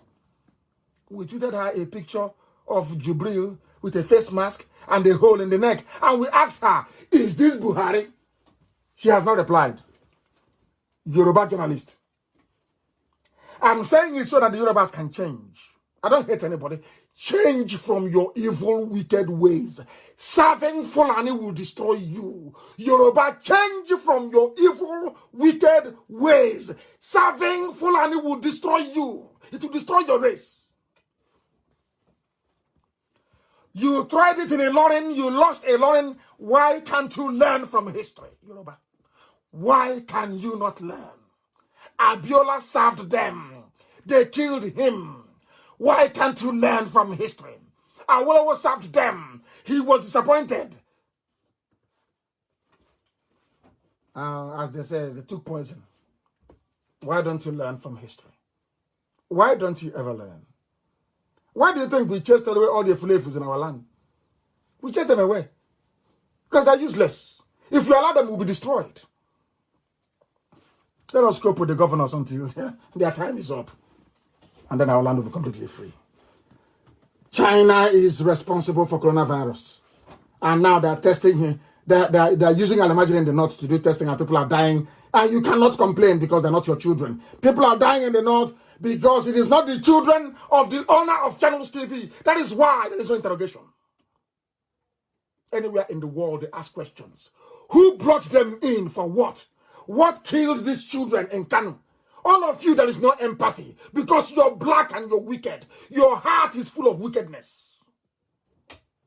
And you ask me, why do I want to be Biafra? Why would I live with evil people like you? You people are evil. Children are dying in Kanu. Children, little children. They may grow up to be terrorists tomorrow. That is their business. But they are little children on the streets and they are dying. And nobody's asking questions. It is that same people, that same man from Biafra that has no business with children in Kanu that is talking about them. And you're a Nigerian. You're a proud Nigerian. Stupid set of idiots all over the place. This behavior of going to bring the Chinese. This behavior of wanting to people that hate us to bring them to solve our problem is the reason why black people were enslaved. Is the reason we are the architect of our misfortune. That Africa is poor is because of Africans. The way we reason is horrible. Horrible, horrible, horrible. Black people must change. Those who are in the zoo called Nigeria, you must change and reason. That is the only way you can accomplish anything in your life. The whole of Africa was conquered by only 2,000 Europeans. Only 2,000. Overwhelmed 20 million people. Why? Because when they come in and they want to enslave you, they go to one village, they convince that village will help them to enslave other people. Some of you don't know this. That when Lugard came to West Africa, he first stopped in Ghana. You don't know this. He formed an army called the West Africa Frontier Force. This army was essentially staffed by Ghanaians. They trained them and they staffed them. They used them to go and conquer other African people. Black. And tomorrow one idiot will come out and tell me, let Africa unite. Damn me. Hey! Lugard came. There were about 29 of them that came, as senior officers, on the ship that he came with. They stopped in Ghana. Recruited Ghanaians to help them expand their territory in West Africa. That is the mindset of African people. And I will tell you where this thing ties in, and you must listen very carefully, please. Very, very carefully. Black people, because of our inferiority complex, anything a white man does is good. Anything blacks do is bad. Some of you are defending Nigeria, not because Nigeria, is worthy of any defense. You are defending Nigeria because it was created by a white man. That is all. You're telling me that a white man can come from Europe, come into your village, and destroy your culture, your way of life, your identity. They strip it bare. Call you Nigerians. You agreed. And he left. And because of that, that is why 150 children died in Kanu. Our stupidity. Now, because Ojukwu is a black man like you, and I know him now. We used to drink at the Koi Club together. I know him now. When he wanted to have his own nation, you said no, because he's not a white man. And funny enough, it's so bizarre. For you to be free in Africa, you need the permission and the consent of white people. And you're telling me you're equal to them? You're telling me you're equal to a white man? Of course you're not. You're a baboon. You're nothing. I'm not telling you this so you can cry. You can log off and start crying. No. I'm telling you this so you can be strong. Realize your mistakes and be strong. That what Gideon Oka was saying is true. Let us be on our own. Gideon Oka removed the Janjaweed of the north, the Sharia states of the north. Do you know he removed them? Because in the south, people can reason together. Reason can prevail. And unless a nation decides to reason, you can never, ever be developed. Understand it very well. Only 2,000 Europeans conquered the whole of Africa. And some of you don't even know that our name wasn't even Africa. And it's a lecture for another day. You see that our name Biafra? Why people don't know this? You see Biafra? Some of you said it's from Portugal. It's older than Portugal. Afar region, Afar, AFAR. That underpins this very name that Afrikaners adopted. That you find in Ethiopia, and it's a very simple assignment. The name of Africa, this continent that you see called Africa, its proper name is Ethiopia, if you don't know. Biafrans, some migrated, the house of Manasseh, the last set that came, the house of Manasseh, they came via Ethiopia, from the same Afar region. So when I tell you we're ancient people, I know what I'm talking about. Go and do your research. After going around in circles, you come down to what I tell you that is the truth. Do you know that? Africa, that's not the name. The name is Ethiopia. Because the Europeans did not want you to have any connection to your land. And of course, the new version that they brought out and said is they incorporated the Afar name, AFAR, from where Biafra was derived. Of course, it gave me a lot of joy. When I tell you we're ancient people, I know what I'm talking about. If you have any contrary view or opinion, let me know. You let me know. Let me know. Look at the people that brought in the Chinese. That is a news item. You have seen it.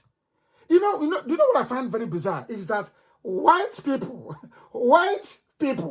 in Western Europe are more concerned about racism, the Chinese racism against black people than black people in Nigeria. I don't get it. White people are more concerned about the treatment that blacks are getting in China more than black people in Nigeria. And that was where you went to and brought people and claimed that they are doctors, they're experimenting on you. I want you to listen to this, please. What the Chinese are doing to you. And then you brought them in. And now people are dying in Kanu. And who brought them in? Abakiari's gang. Hey, he's a King Gibe. King Gibe is a nice man. Inshallah, he'll be chief of staff. Can you believe such rubbish? These are the idiots that brought in the Chinese that are not killing you. And these are Chinese that are calling you all sorts of names. If I call you the same name, you start crying and complaining. Because I'm not Chinese. I'm not Chinese, am I? I'm not white. Let's try and see if we can listen to what they're saying. Are distancing the government from a commercial that's been widely condemned a commercial. As racist. The ad for laundry detergent shows an African man's black color being washed off. In China. His foreign ministry says the commercial has not affected relations with African governments. How can it affect it? CCTV's Roe Rettenberg reports. Are you listening? They did a commercial. Detergent like Omo or elephant blue detergent in those days. If you're old enough, as I am. If you use that, detergent to wash your clothes in China, it will be as white as new.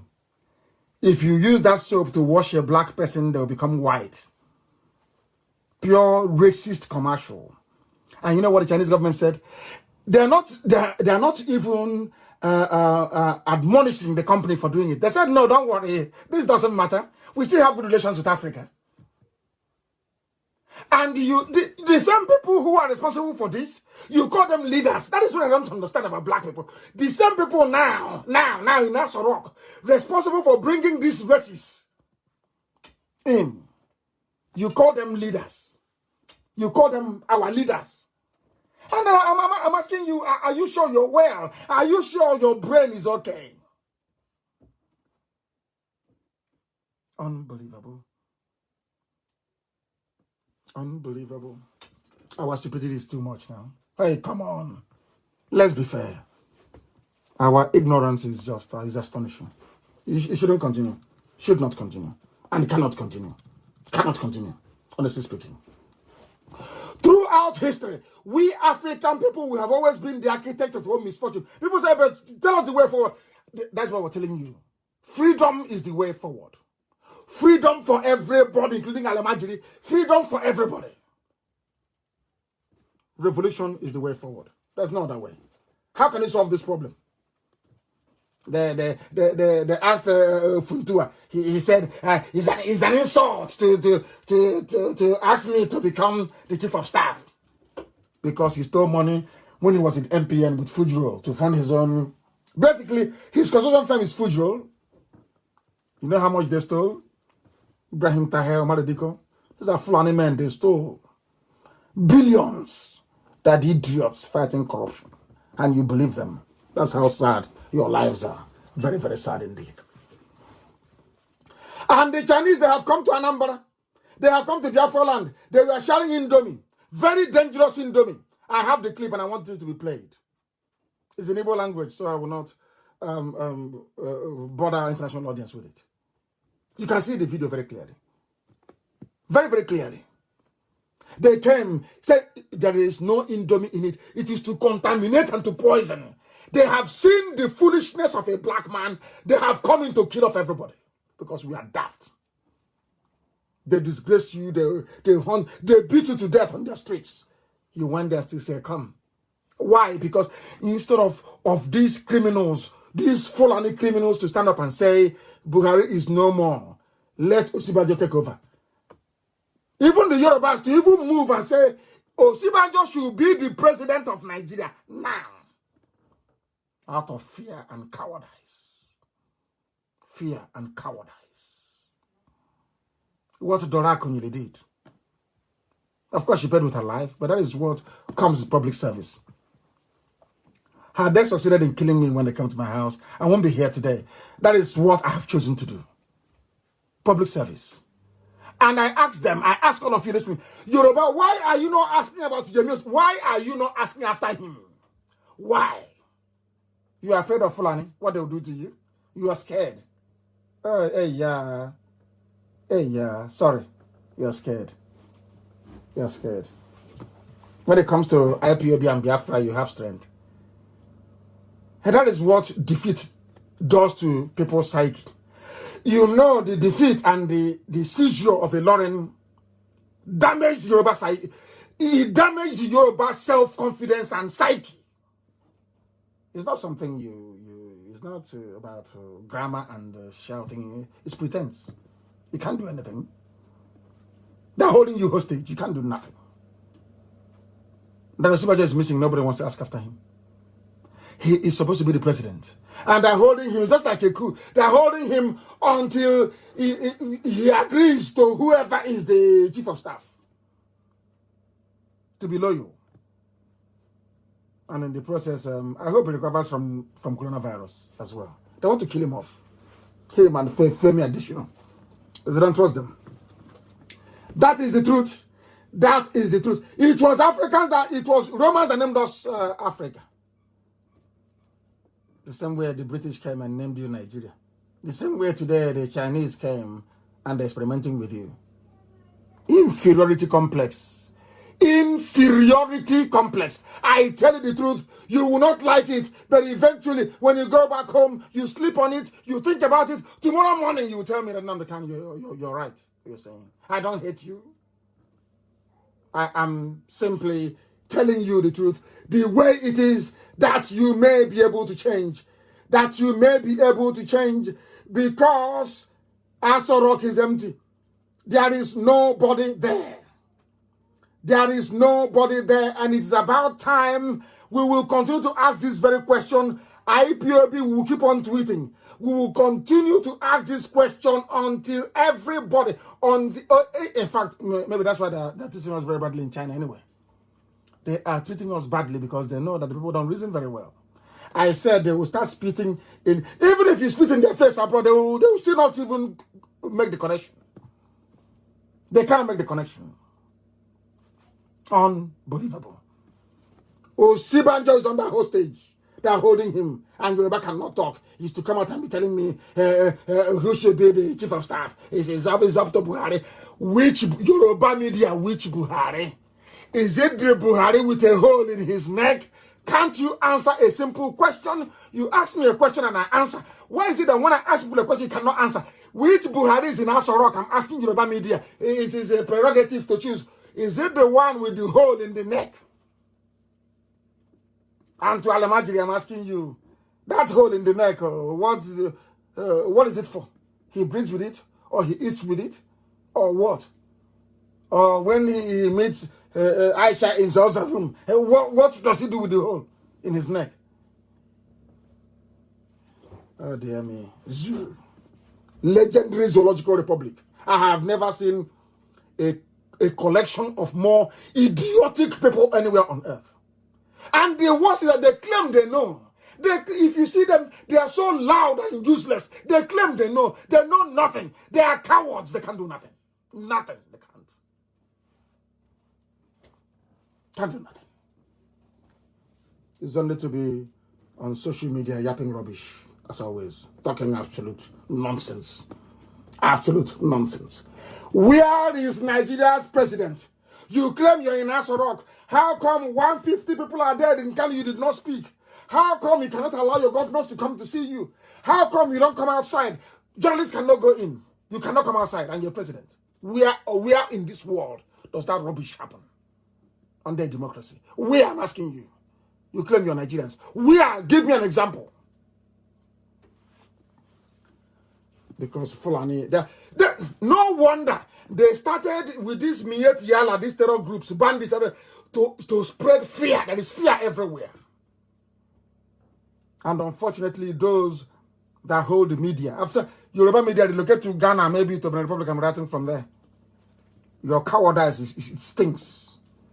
People are cowards. I hate cowards. So you didn't see me in the law court? I was in a court of law inside Abuja and I called Buhari a madman. You didn't see it? Sometimes you pretend you don't see all those, you don't see them. You ran away. He's a coward. What I did in Abuja, your entire lineage cannot do it for them. Even if they live to be 1 billion years, they cannot do it. I called Buhari when he was alive. The old dictator, I called him a madman. Inside court number 4 in Abuja. High court number 4. Being presided over by Binta Nyako. I called him a madman that they cannot jail me. I told them, you are not educated enough to jail me. When I told them I'm going back to Abuja with 2 million men, they came to kill me. Because I told the whole world that thing there is not Buhari. I know the second that Buhari died. And we killed him. I know the second he died. Mad people everywhere. Zoo animals everywhere. From top to bottom. Here we cure your disease. Your mental illness, we cure it here. We let the whole world know how daft you people are. Your mental illness, here we cure it. They say, but he insults people. He insults people like, why won't I insult you? You're foolish. You went to China, you brought Chinese people. They are now killing you in Kanu. And you're saying, I'm insulting you. So those killing you are better than those insulting you. Do you see how foolish they are? Do you see how foolish they are? Very mad people everywhere. Very mad people everywhere. Look at it. In your country, a chief of staff is now the office of the president. They are holding their meetings every blessed day. You don't see the vice president. Where is he? Where is the vice president of Nigeria? Where is he? Who is Boss Mustafa? Ordinary secretary. Ordinary secretary to government is the one making policy pronouncements. Hey! Oh my goodness. Zoo. Their professors are busy rigging illiterates into power. These same professors today, professors of political science, today they are quiet as this bunch of wild animals from Quranic schools in the Mohammedan Emirates of the North are let loose on I can't. What type of system of government are they running? I have no clue. What are you? What system of government are you running? Government by a chief of staff. A government by chief of staff. Is that what you're running? No president, no vice president. Government by chief of staff. You're telling me that somebody comes in now, you're hustling. All Jubril does is to they act on Jubril is in Cuba. Maybe it's even. Are you sure it's not the Femi Adesina that's wearing the mask? Maybe it's him, or maybe it's Femi Adesina that's wearing that. I think it's him. I need to check the height and everything. I'm asking our M branch to try and find out. Is it Femi Adesina that is wearing that mask? Maybe it's him. I think it's him now. Because if you come on YouTube, they give it to you, you can wear it. And take pictures. You people don't know what is happening in Abuja, do you? You have no clue. You have no idea. I feel sorry for you people. I feel sorry for you. When Lugard came, he called it the Mohammedan Emirates of the North. Their name was not Northern Nigeria, not Arewa. Mohammedan Emirates of the North. Very dumb people. Can you imagine Boss Mustafa, ordinary cabinet secretary? His job is to take minutes during meeting. He is now in front of Channels TV making political making policy statements. A ordinary cabinet secretary. Hey, oh my goodness me. My goodness me.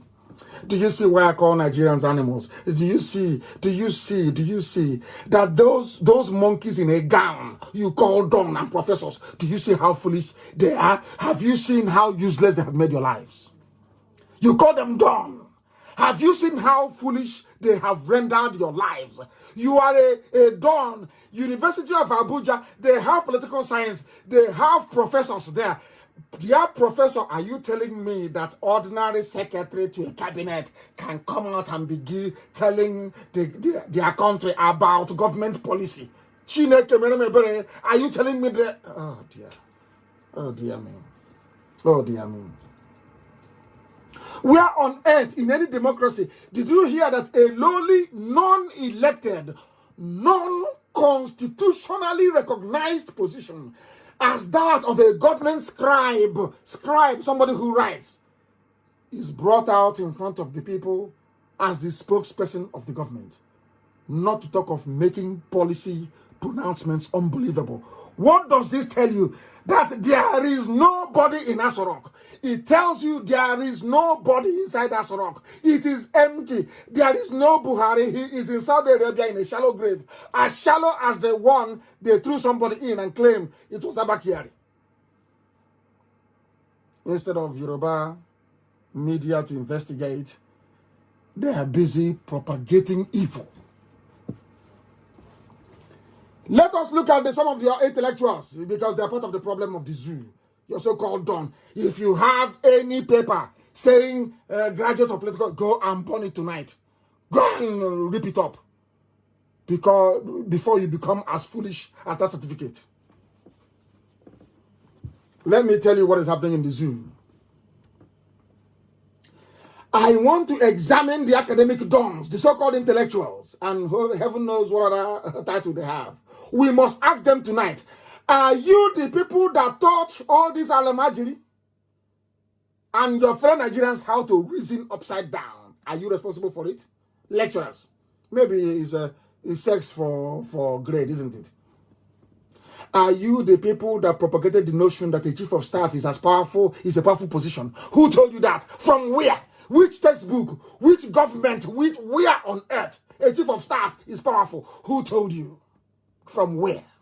Until today, nobody has told me who the chief of staff to Obasanjo is. If they're powerful, why don't we know them? But we know some ministers from that era. If they are powerful, how come somebody hasn't come out to say, I'm an elder statesman, I was chief of staff to Shagari? Do you know the secretary to the government under Shagari? Do you know were they powerful? Because if they are powerful, we would have known. We hear about Second Republic minister, Second Republic lawmaker. Have you ever heard of Second Republic chief of staff to the president? That is to tell you it is an insignificant position. Insignificant. It doesn't have any weight. But they are the ones going to Germany to go and negotiate, to bring lights to you. And they're the ones that went to negotiate with Siemens. And I'm asking them, are you the Power and Mines Minister? The answer is no. What are you doing there? And why is the EU, condoling with you, with your family when you're dead? Because you give them money. You bribe them very well. You know how to sort them out. And that is what you're telling me you have certificate, political science in the zoo. And in fact, if you read political science in the zoo, if I meet you anywhere, never ever mention it to me, please. Because I won't talk to you. Go and do another degree. You're a political scientist about lunatics everywhere. Everywhere. You have turned reason upside down. Turned people into zombies. Telling me you're a Don. You're a professor of political science. Like professor of microbiology. Dumb fools everywhere. Dumb fools everywhere. What Boss Mustafa is doing right now, until they appoint a substantive chief of staff, is the job of Osibanjo. He should be the one leading. We should be seeing the face of Osibanjo every blessed day in the absence of Buhari and the Jubilee that is marooned in Cuba. Where is Osibanjo? I would ask. Yorubas must rise. I know they will not, but I'm just saying it. Yorubas must rise up. There was I heard some of them saying that they fought Abacha. It was the last of Abakoba. The man who actually fought Abacha was a Kweme, for your information. He formed the GZG32, from which PDP emerged. It was a Kweme that fought Abacha to a standstill. Soyinka was abroad, fled abroad. Tinubu, you're looking at, ran away from the zoo. For your information, they bamboozle you with Yoruba media. They turn a story upside down. All of you were listening when I said that Abba Kyari was brain dead and on a life support machine that will be turned off at any moment. You heard me when I said it live on air. When some idiots from somewhere started tweeting their rubbish and they said, they've broken it. Fools. That's what Yoruba media does with your brain. Tell you we fought in Nadeko. It was a Kweme that defeated Abacha. He formed the... Go and ask, go and do your research. That's how they convince you to go to Yoruba churches. Abandon. That even some Biafrans are going to a church pastored by somebody called Suleiman. And your name is Nwachuku, the Son of God in heaven. And you're going to a church pastored by somebody called Suleiman. I feel sorry for you. Because you don't know who you are. It's all that game that they're playing with their media. What Fulani have done to you in the arena of politics, the Yoruba media have completed with their shambolic media. Their gutter, Lagos Ibadan Expressway media. Yoruba, if you want to show that you're a nation, fight for Duduwa. Ask for where your son is. That is the least you can do. That is the least you can do. That's the least you can do. Fight for him. Even though we don't like Ojo Okalo very much because of what he did. Are we not fighting for him? Because if you're saying you want to jail people who are corrupt, jail everybody. In front of our eyes, in front of our eyes, 13.9 billion naira meant for Asoro Clinic disappeared. In front of it. They call it Koro Eye. Somebody, I know white people are listening. They'll say, what is Koro? Somebody should explain to them, please. In front of our eyes, 13.9 billion disappeared. 13.9 billion. Who was in charge? Abba Kyari. And some people are writing that Abba Kyari was a good man. Hey! RMA. 13.9 billion. And Dodges Okalo is in prison and you want me to keep quiet? You want Olufemitu is there? You want me to keep quiet? They must come out. They must come out. They must come out. They must. Until you go and jail the person that ate 13.9 billion meant for Asoro Clinic. And why is Yoruba media not writing about it? Why are you not a journalist? All of you, that Trump, that girl, whatever her rubbish name is, why can't you write about 13.9 billion stolen by a Fulani kleptomaniacs, thieves there? We are the cabal. The post is still junior for me. And the funniest thing is that all the billionaires you have in the zoo, all the billionaires they made as a direct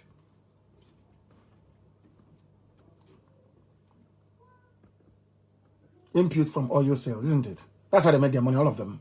From Alakija to Dangote is a money launderer. He launders money for them. Who doesn't know? Which billionaire do you have in the zoo that you have is that directly attributable to oil? Isn't it? Obasanjo was there, gave his license to everybody, gave it to his brother Adenuga. Every day, keep sharing it. That is why every time they run to Fulani, they have this alliance. You're going to lose Yoruba land. What happened in London is going to happen everywhere. But they cannot succeed in Biafra land. You see what they're doing in Ohafia and everywhere else. In Ungwa today as well, we've seen all of that rubbish. And they know one day we'll rise up. And everything that they do, I remind the world what they're doing. So any day we'll rise up, you won't come and be telling me your rubbish about secession. Because if I go to a meeting and a white person tells me about secession, I'll go there and I'll slap the idiot. I'm telling you the truth, I'll do it. Then I'll go to prison in the Western world. Because that's rubbish.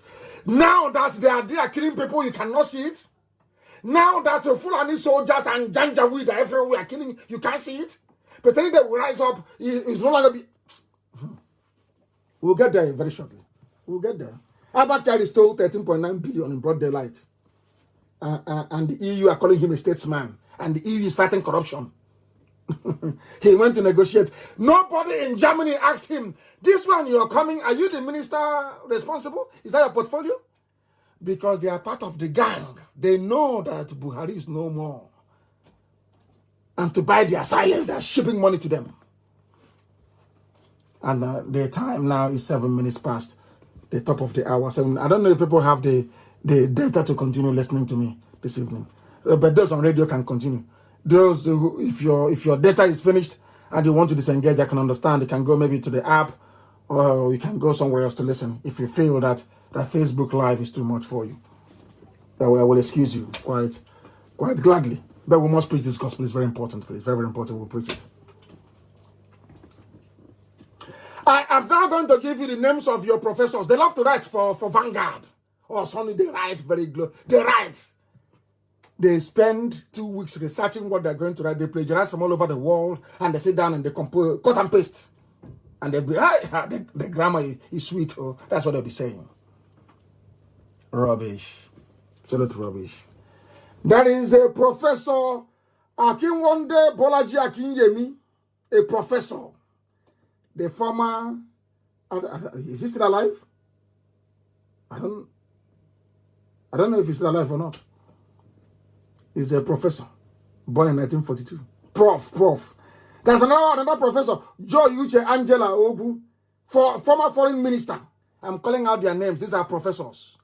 Because I want you to go and ask them, please, dear professor, in which system of government is the chief of staff more powerful than the vice president?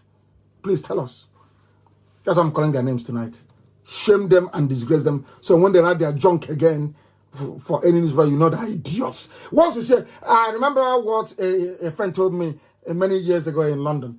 He said, if he goes into a meeting and somebody says, I'm a professor and that person is a black man from Africa, he will punch him in the nose. Because they're useless. Honestly, they're just useless. There is coronavirus. You have professors of microbiology. Where are you? Your mates are abroad developing vaccine. You at the TVC studio talking rubbish about how you transmit the disease. Here we don't have pity for idiots. There is Professor Sherif Folarin of Convent University. He's the professor and head of the Department of Political Science and International Relations. Big title. And I'm asking him, I'm asking this international relations man, where on this earth does ordinary secretary to the cabinet come out in front of the television to make policy pronouncements for the government? Where on earth have you seen that before? Where on earth have you seen it before? Where have you seen it? That is Professor Daniel Eseme Berevie. University of Nigeria and Nsukka has Ndwaka, professor in political science. That is Professor Ezan Emmanuel Onyebuchi, UNN.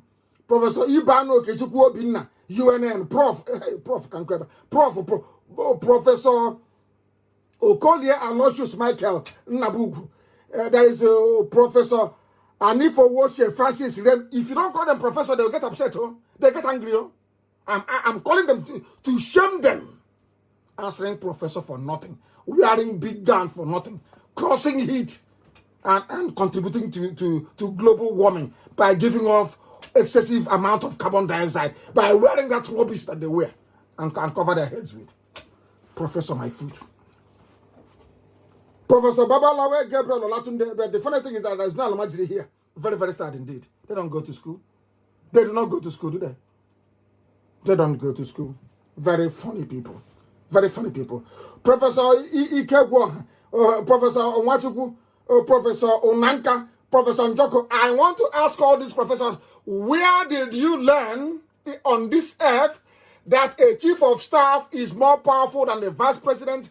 Where on this earth did you learn that ordinary secretary to the cabinet, Boss Mustafa, can come out and make a statement on the position of the government is unbelievable. That is to tell you, all these things, they lead to one fact. There is nobody inside Asorok. It's empty. Absolutely empty. All these mad professors are polluting the brain cells of their students and the entire country, of unthinking human, I won't call them beings only. They are a worse calamity than Fulani government. They cannot come out and speak and say this is not how a democracy should work. Professor Myfoot. Very soon there'll be anarchy on the streets of the zoo. Hunger will drive people out, they will come outside to protest, and then that revolution will start in earnest. No wonder Nigerian universities are in a mess.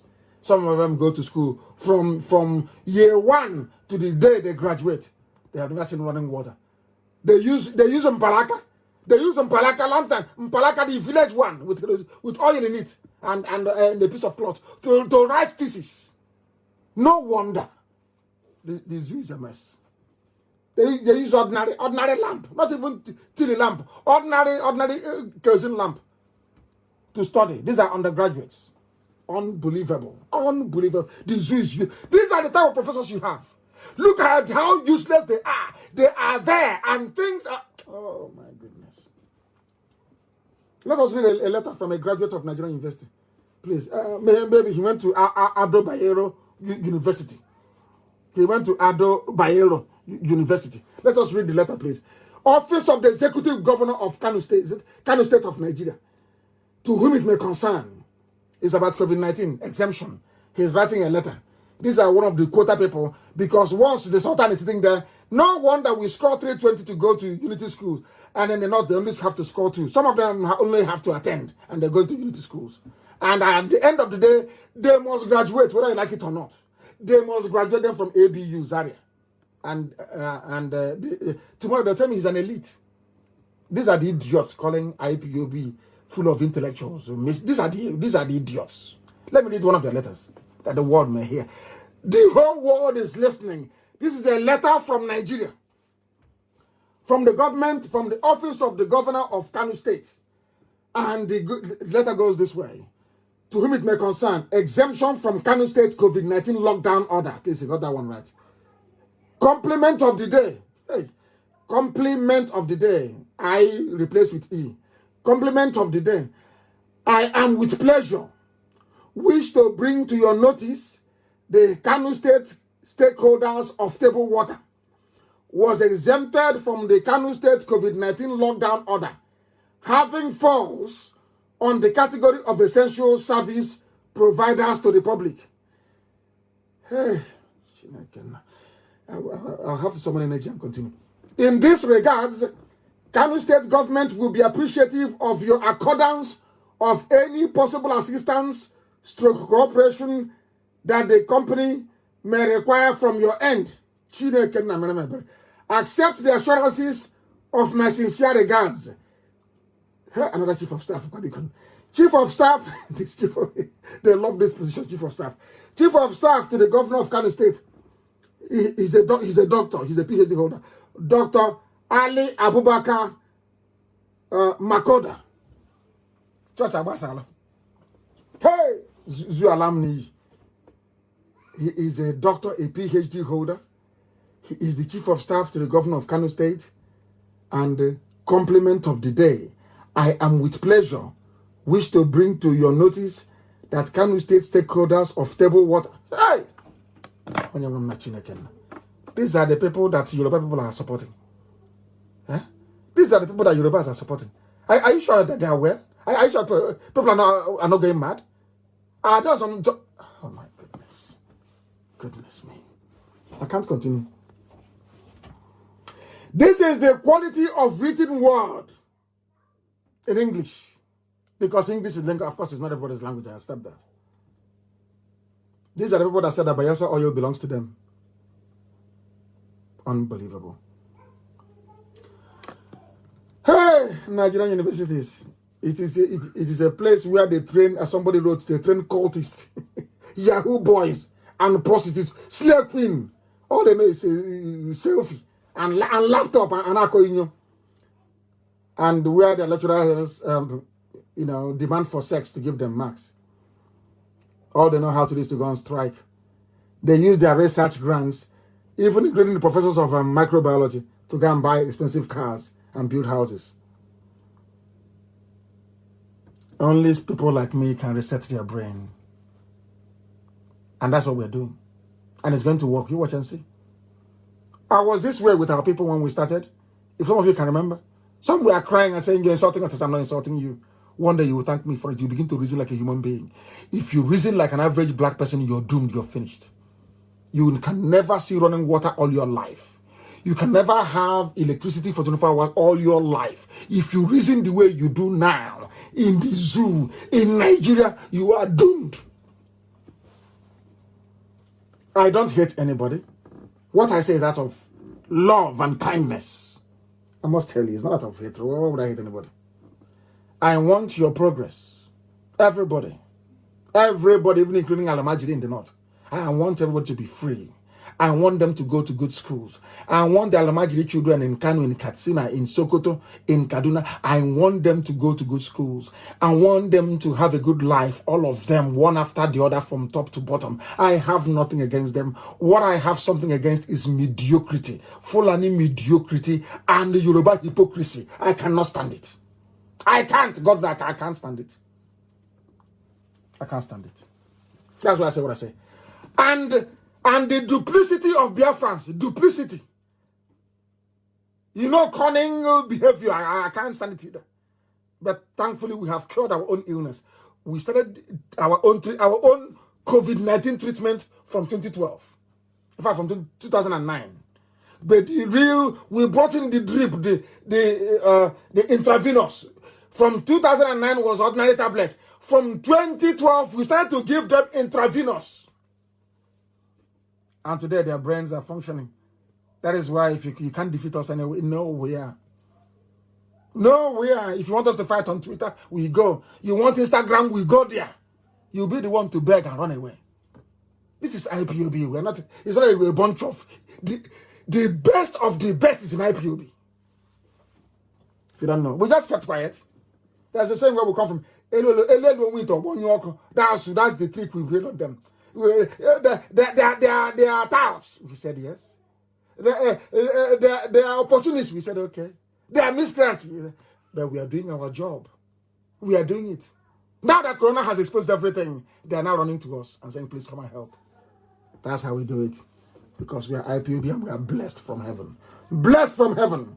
I do not hate anybody. Heaven is my witness. Everything I do out of compassion, out of love. Even when I castigate you, I do it out of... I want you to change to be a better person. I want to travel to Yoruba land when they are free. And everything is working. I want it. Of course. I want people in Baggy. I want Baggy people. I want TV people. I want everywhere to be developed. The same thing I want for my children is what I want for you and your children. That's what I want. Look at the oil you're accusing me of. Oil is worthless. To bring it out of the ground is more expensive than actually selling it. But we are still doing what we are doing. We are still pursuing what we are pursuing. I hate mediocrity. I cannot stand it. And do you know why we are the way we are? Some of you may have forgotten, but I'll remind you. There was a creed we used to recite when we started this very movement. I wrote about one of them earlier today. The oath I took in Jerusalem when I went to ask permission from God to do this very work. The oath I took before God. There is a creed we used to have, and I want to recite it for the whole world to hear. What we believe in, what we are pursuing, and why IPOB is undefeatable by any man. Only God cannot man. No man. Write it down. They said you was boasting as I am not boasting. I am telling you, nobody can stop IPOB. You cannot. In all that we do in IPOB, we have been guided by this very ancient creed of those that liberated the Temple of Solomon in Jerusalem from the Muslims. Understand it very clearly. I don't hate Muslims, I love them, but they have no business being in Jerusalem. They should be in Mecca and in Medina, not in Jerusalem. I know it's not a very clever thing to say, but it's the truth, and I'm saying it. You will love the Lord thy God with all thy heart. You must be without fear before your enemies. You must speak the truth always, even if it leads to your death. That is what we do. Always, it does. If you do wrong, we'll tell you. As EU supporting evil and criminality in the zoo, we are telling them. We speak the truth always. Even if it leads to our death, we don't give a damn. We must help the poor and defend those who cannot defend themselves. That's what I do every day of my life.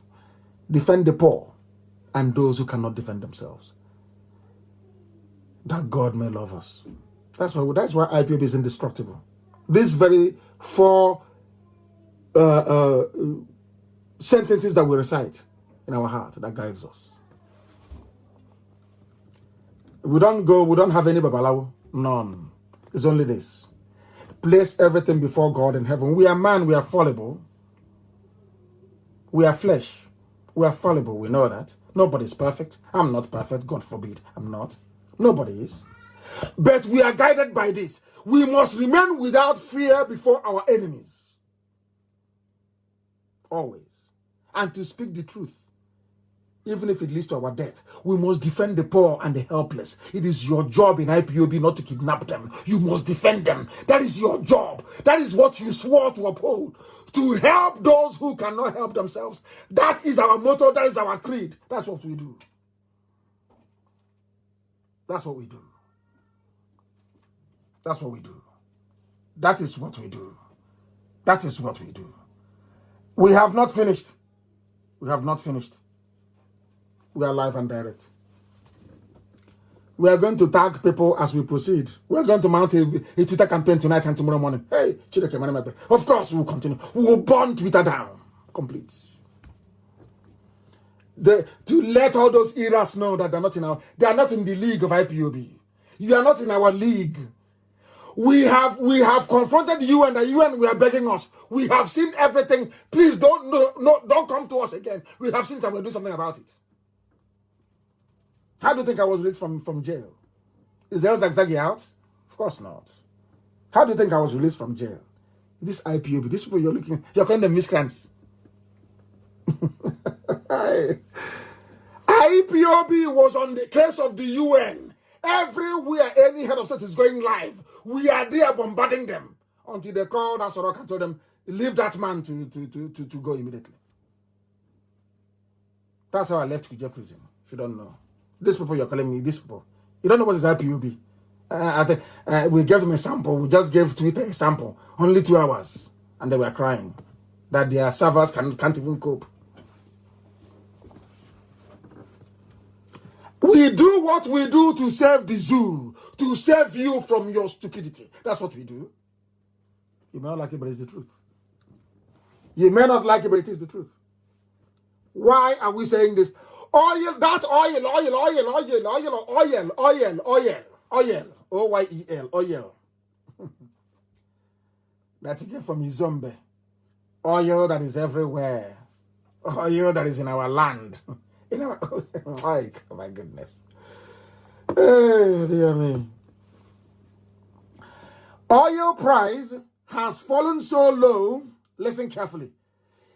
For you, they are now begging people to take it for free. They will even pay you $5 to take the oil for free. Allow me to repeat.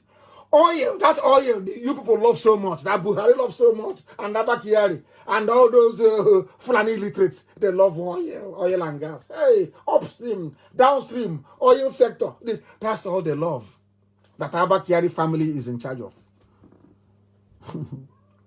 Are you listening to me? That oil now, a ship went out with oil and came back, nobody wanted to buy it. Are you aware of that? Are some of you actually aware of that? You don't know. For the first time in history, oil price has fallen, which is Bonnet Light, has fallen, that Nigeria is now begging people to offload it. They have now spent more money pushing this ship around, trying to look for a buyer, than the actual oil that is carrying to sell.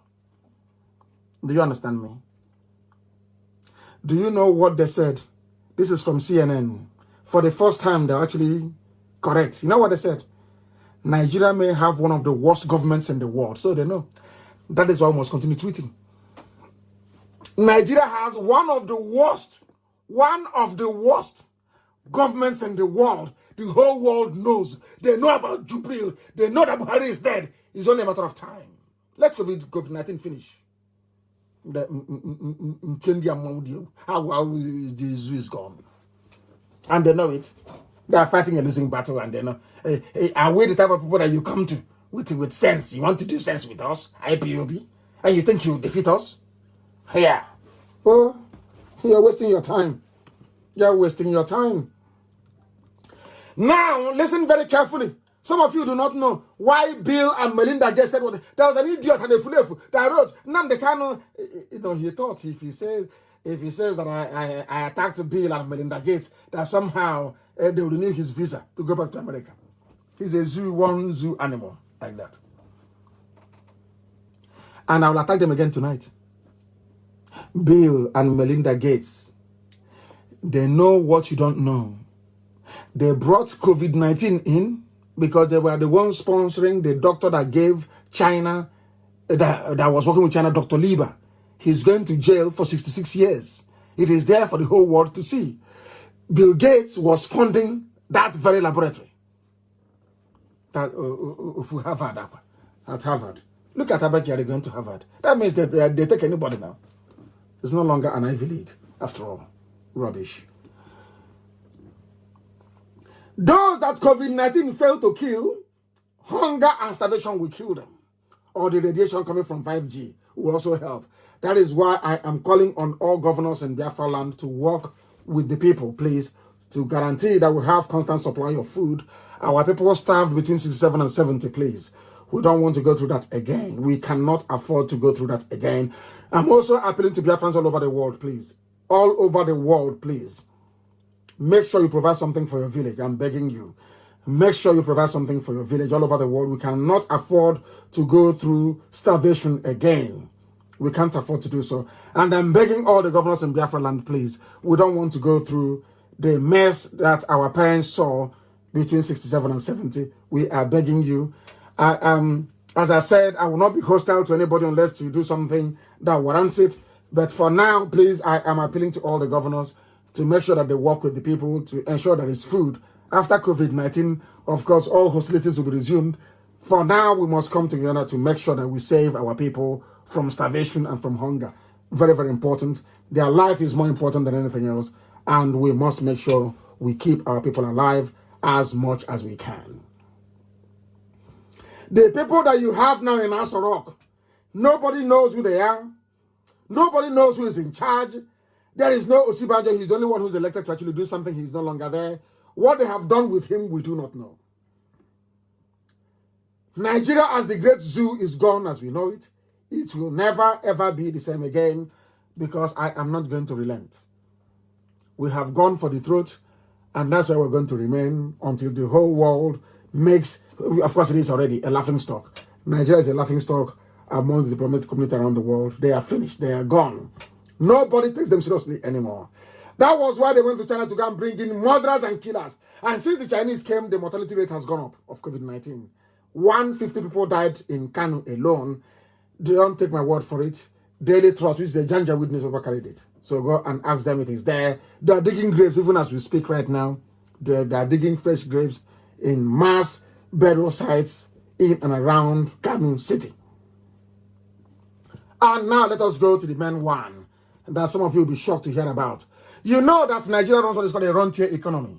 They only have one produce, they only sell one thing, and they import everything else. That is the economics of, the Janjaweed economics of Fulani people. Now, as I've been warning you for very many years, it has come home to roost. And now let me tell you what they're saying. States may get zero allocation in June over oil price crash, says Governors Forum Chairman. I will repeat.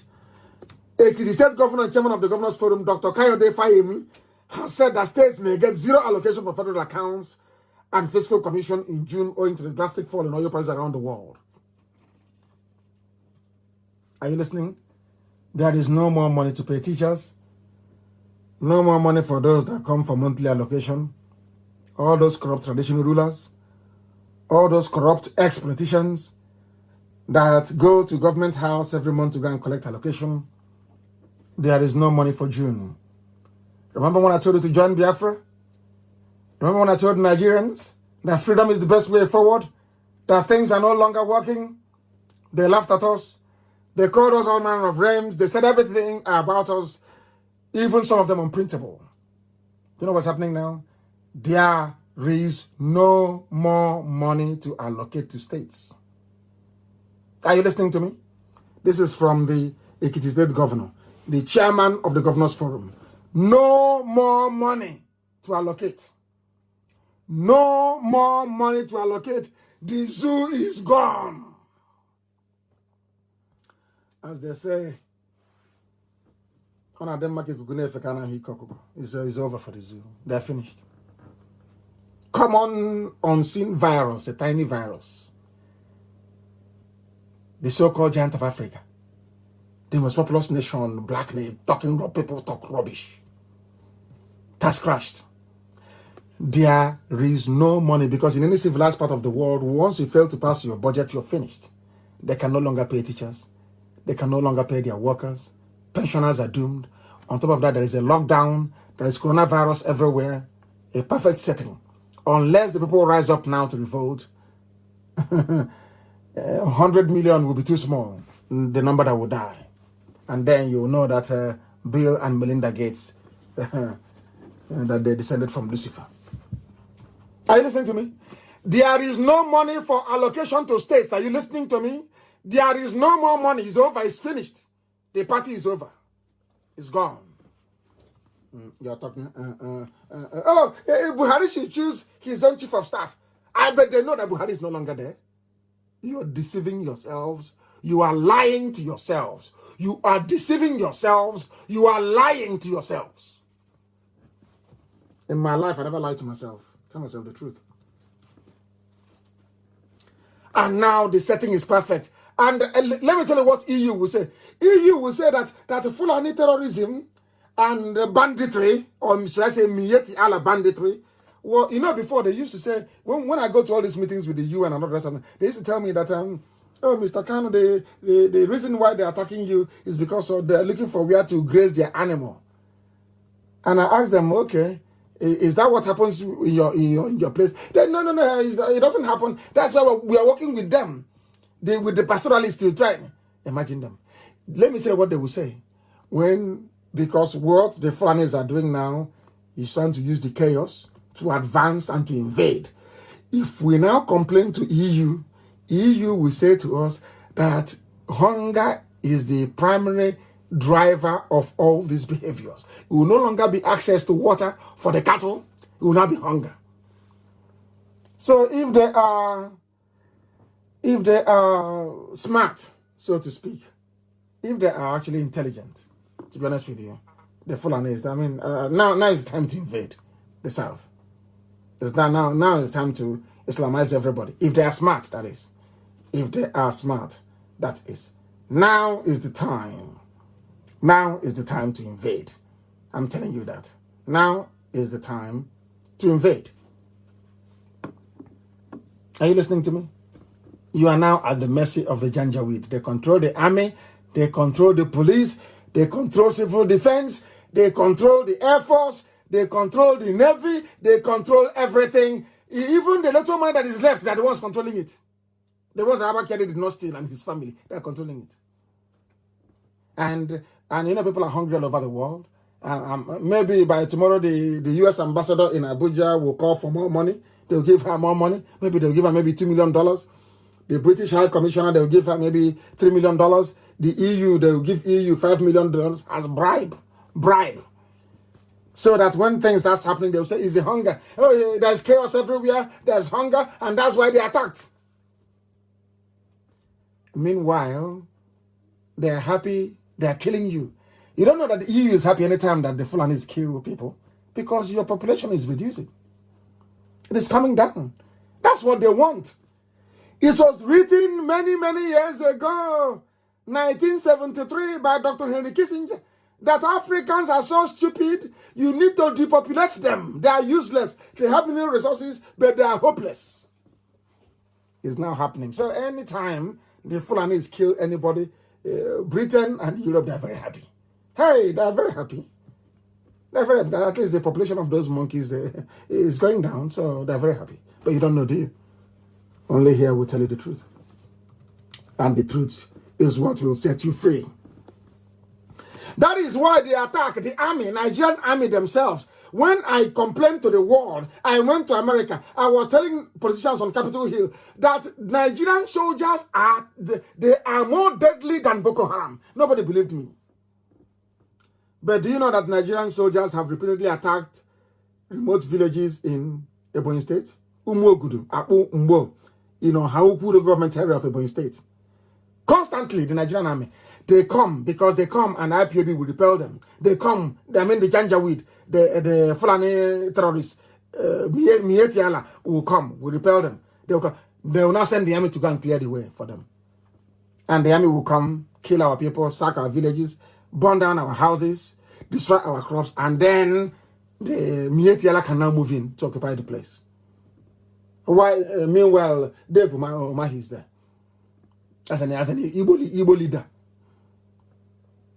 I said I will not criticize anybody, but what is happening in Ebonyi State is terrible. And when you go outside, and when I tell the EU that they're killing us in Ebonyi, they will say, oh, but it's that they're looking for water for their cattle to drink. A whole EU. They're looking for water for their cattle to drink.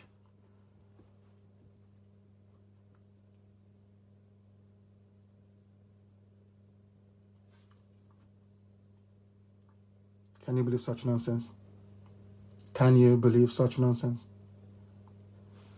Army went to, we have a video of the place. It's shared online, it's everywhere.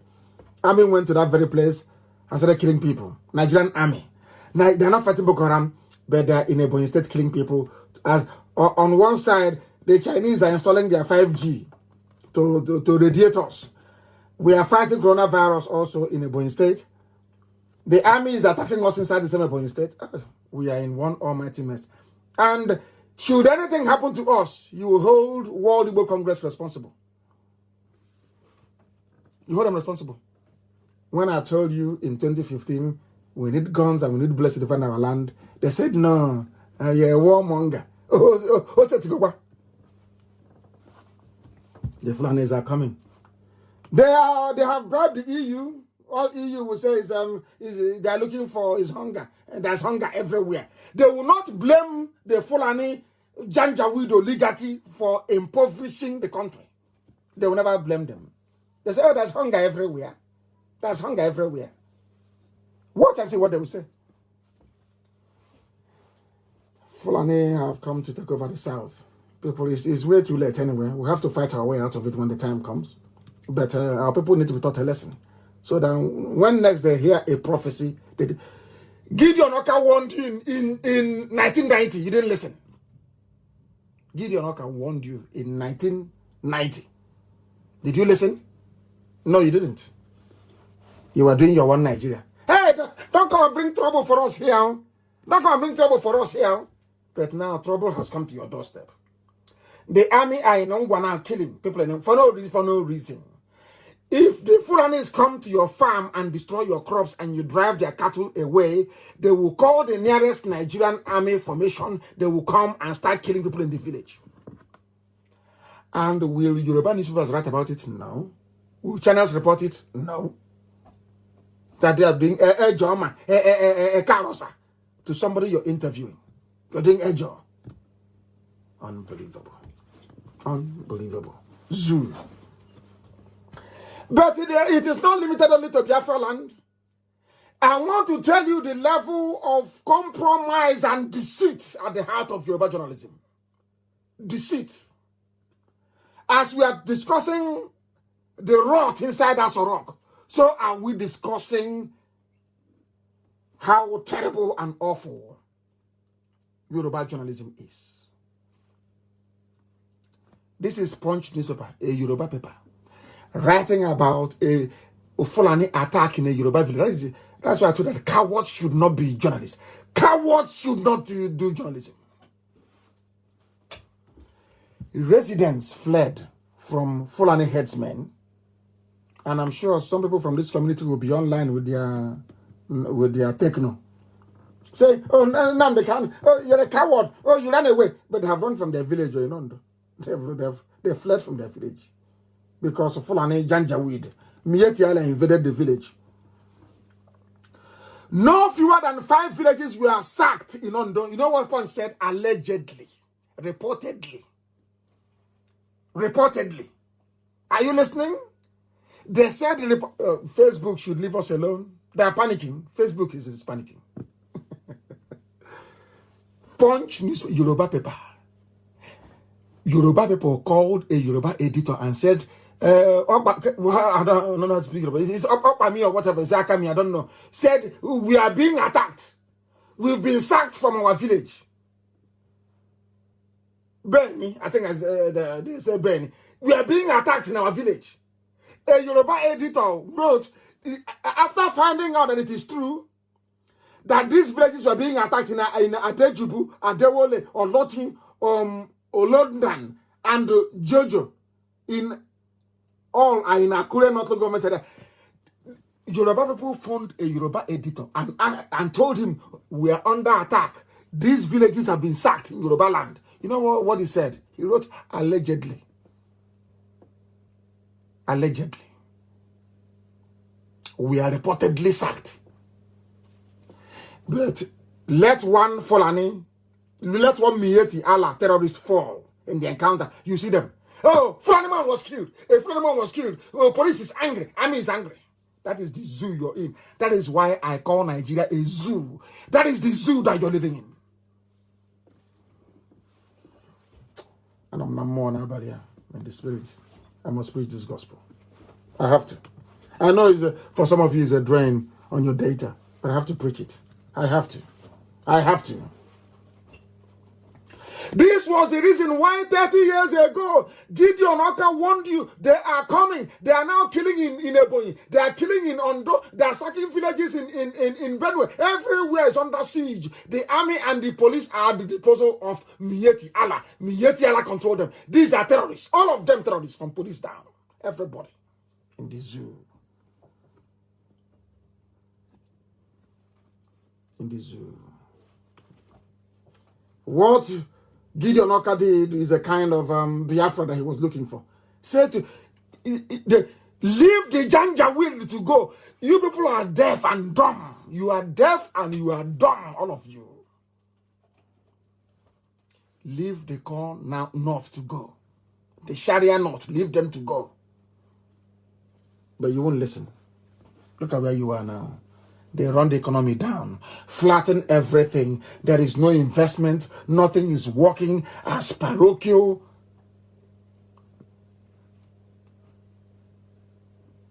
As horrible as possible. These are evil men. Evil. That when I hear somebody write anything good about them, I hate that very person. That's how my life is. I don't tolerate evil. I don't tolerate evil in my... I don't. God is. I don't tolerate evil. That's why I don't have friends. I don't need it. Those who are close to me are those that will see evil and condemn it, regardless of where it's coming from. You condemn it and say it is bad. We are not joking. We are very, very serious about what we are doing. That is why we are pursuing Biafra the way we are. I don't want to bore you this evening with additional videos of what people are saying about Africa, because it won't affect you, will it? Even if they are slaughtering you in China, you will still go to that China, even bring in the person doing the killing and ask him to come to Asarok and help you out. Because you have no president. You're telling him that the Buhari we used to know will be alive and people are dying and he'll keep quiet? His favorite Alamajiri will be dying in Kanu and he'll keep quiet. Is that what you're telling me? Buhari? The old Buhari we used to know? And Yoruba journalists, they see all these things with their 2 eyes. But because of ambition, and let us get one over the evil, you are supporting evil. That evil is not in Ondo. It's in Oyo. The same evil that took Ilorin from you, it has come again. I'm not asking anybody to work with us, but if you don't work with us, you're doomed.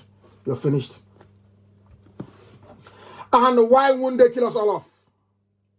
Nigeria was created to not to make you a human being, but to enslave you.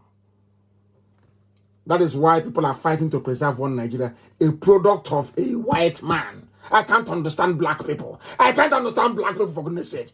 Before 1914, who were you before 1914? Hey, who were you? The Janjaweed, they think they are fighting for one Nigeria because they need access to the sea and they need access to the oil. That's all. The Yoruba can give access to the sea. And we can pipe oil to them. And that will be it. Those people, after all, they are related to people in Ilorin. Ilorin is an emirate. Ilorin is a Fulani emirate. So they are related. They can give them access to the sea if they want. What I'm saying is this. People will say, oh, but you're driving the Yorubas to embrace the Fulani. I say, I don't care who you embrace. But God in heaven said that Nigeria is over and is over. You can't kill, you cannot. It's like Humpty Dumpty. It has fallen, the head has broken into pieces. You cannot patch it together again, it's gone. So as long as their worst mistake was to conceal the death of Buhari. That was oh my God, I serve is wonderful. And I told IPOB in 2014 that God said that he will use Buhari to give us Biafra.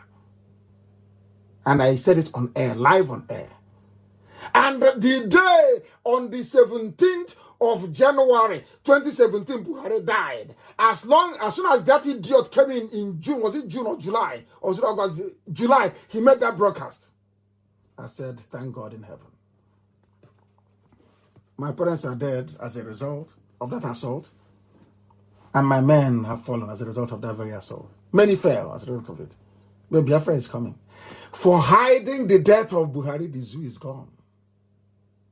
Let me see the white man that will sit in front of me and tell me that what the Fulanis did is good. It's because of their cattle. Let me hear that rubbish. And then they will know.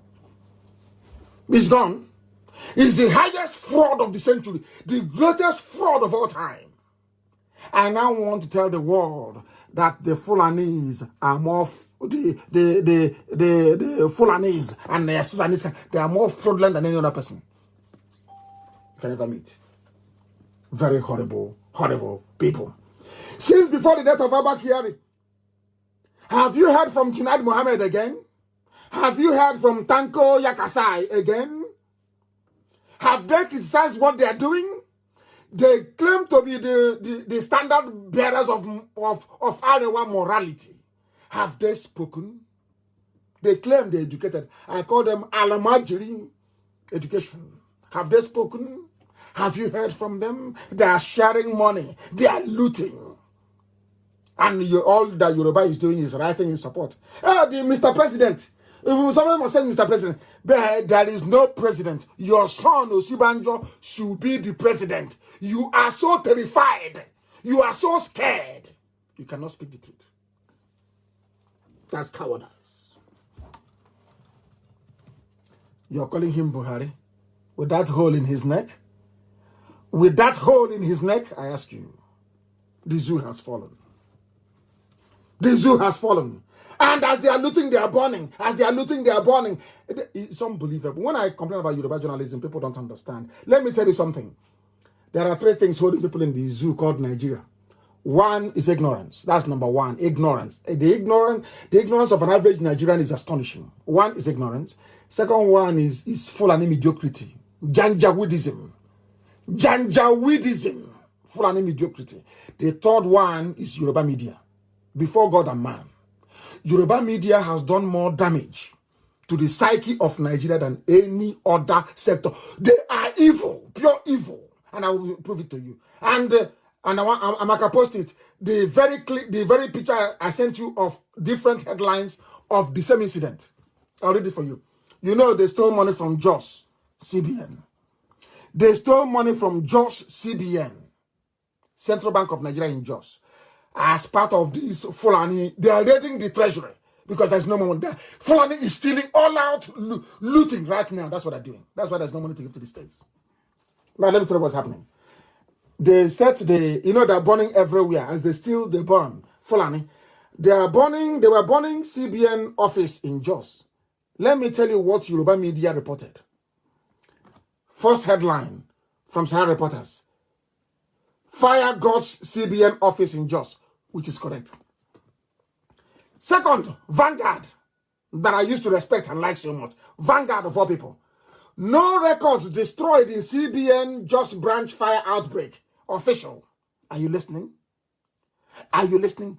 They never bothered to send any investigator, any reporter. Go and see if that building was burnt or not. They sat in their offices and said, no records were destroyed. They've not even told you if there was any fire at all or not. We continue. Pause. What did Pause report? Pause said, CBN, oh, not their reporter. And I keep asking you, don't you people have reporters? Can't your reporters go to where all this mayhem is taking place and file a report? They won't do it. They're in the offices, waiting for 4,600. CBN reports fire outbreak at Jos branch. They are relying on CBN. Oh? Exactly what that useless fake news CNN does. They no longer investigate. Now listen to this day newspaper.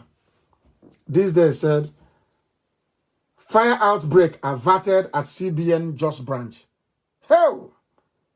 So there was a... Oh my goodness. The fire was about to take hold and it was averted. This is from a newspaper. Can you believe that? They're all in Abuja and in Lagos. They are all close to each other. You're telling me... My God. The damage that Yoruba newspapers, Yoruba media, channels, TV, all Punch, all this, the damage they are doing to your brains, they are worse than your professors. They are worse than... Do you see how the entire edifice of Nigeria, both education, listen, education, useless, media, useless, government, hopeless. Is it judiciary? There is no aspect of Nigeria that you have people who are normal running it.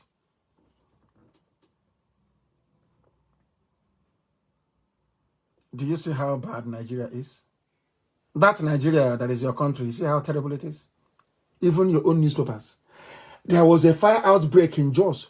One is reporting the place is burnt. One is saying that CBN said no files were damaged, which means there was fire.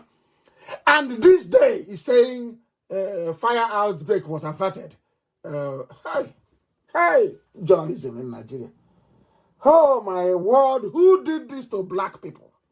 Who did this to you, Yoruba media? Who did this? Must you be evil? Must you be evil? Must you be evil?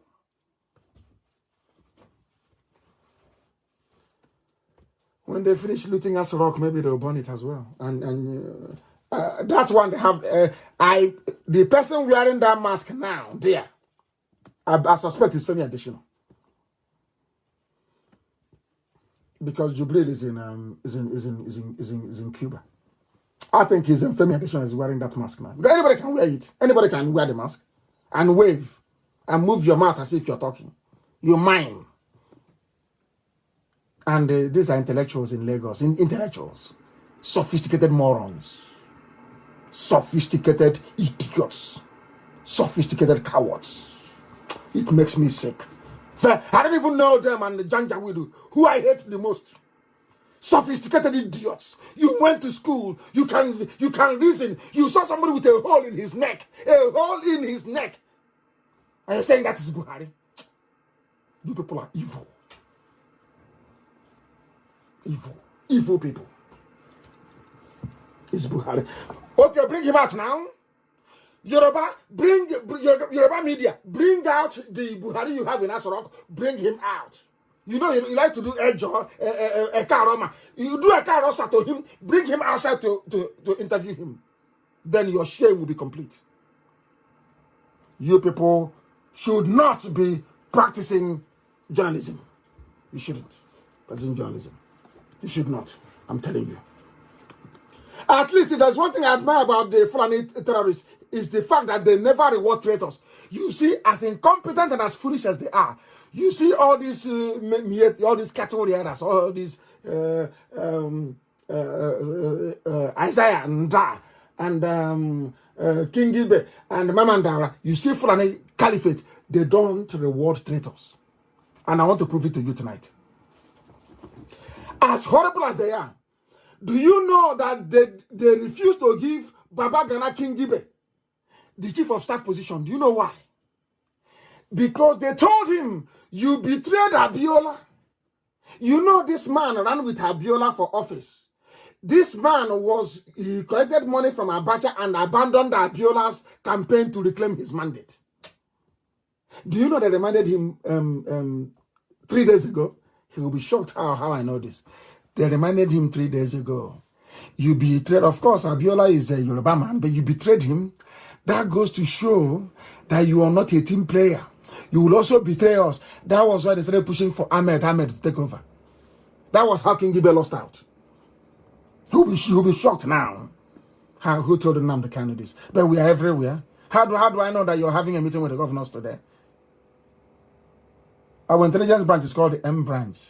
There is nothing we don't know. Even before you carried out your attack, both in Ebonyi and in Ngwa, today we knew you were going to attack. And as you attack, so is the State Department and everybody all over the world. They have every attack you make in Biafra land. Do you know what? Where we keep quiet and we give it to the world? So the day we'll commence our own. Nobody will say that they are seceding.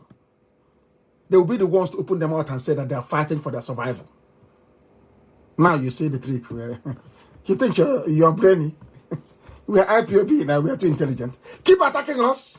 Keep attacking and burning up. We have all the records. And the whole world, they have it.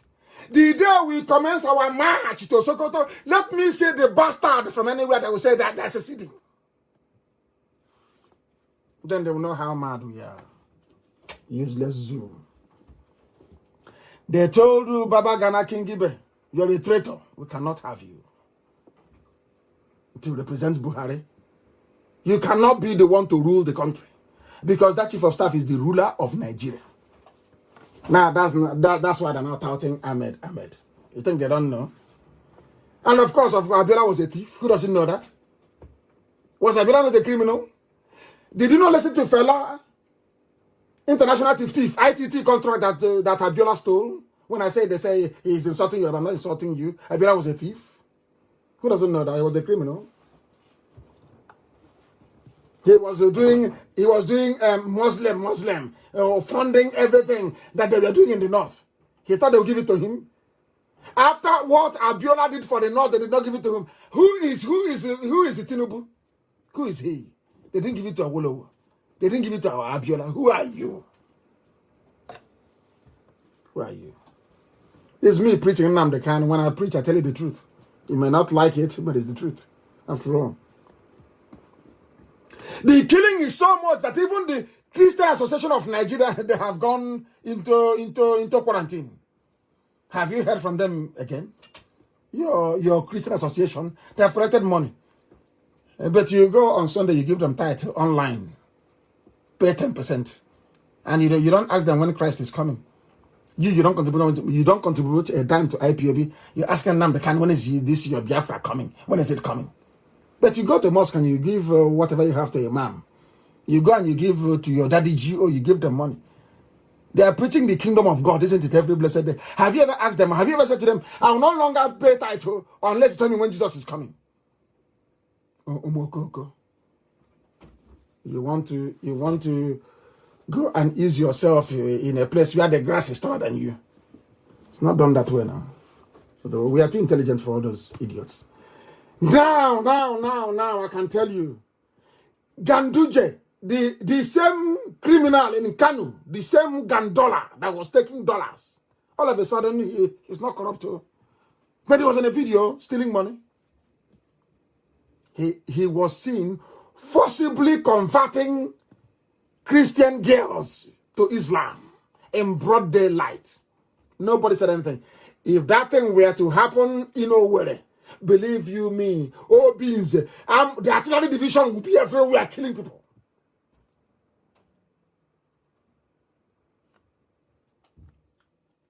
Did the Christian Association of Nigeria say anything? Because they have bombed them to silence. You know, that's the Fulani style intimidation. They tried the rubbish with me. I told them to piss off. I told them to go to hell. They have intimidated all of you. They are using a Lauren as a leverage over a psychological leverage over the Yoruba race. A very proud, educated race. I don't know why they're even like that. They took a Lauren from them. And they're suppressing them. That is, if you want to know what happened to the Yorubas, look at the Christian Association of Nigeria. It's called emasculation. They squashed them through killing, bombings, and threats from the IG of police, from Buratai, that in broad daylight, Christian girls are being forcibly converted to Islam. Nobody can say anything except IPOB. That's Nnamdi Kanu. The people that say, oh, we are one Nigerians, we love Nigeria, leave our country, Nigeria. Have they said anything? Legendary zoological republic. We are their savior. We are saving them. You say in the north they hold their Juma prayers, they're doing everything they can. But in the south they are arresting pastors. A pastor had to bail himself with 1 million naira. With 1 million naira because they don't give a damn. Police commissioner is Islam. Police IG is Islam. Everybody is from Janjaweed from the north. Look at how they're holding you hostage. They are not up to 8% of the population. Look at how they're holding all of you hostage because of people in Yoruba land are cowards. That's why the only reason why Fulani is talking is because they're counting on Yoruba cowardice. That's all. They're counting on Yoruba cowardice. If Osibajo were to be an Igbo man, I assure you, if Osibajo were to be an Ijaw man, I assure you he will be the president of Nigeria. To hell with Fulani Janjaweed. To hell with them. But Yoruba, you are afraid. You are scared. You're frightened. Because they took a lot from you. Come out and be open. Don't hide behind wishy-washy grammar. Be open. Why are you not asking for Osibajo? Why, I ask you? Because you are afraid. Because you are scared of Fulani Janjaweed. But we are not afraid of them. And they know it.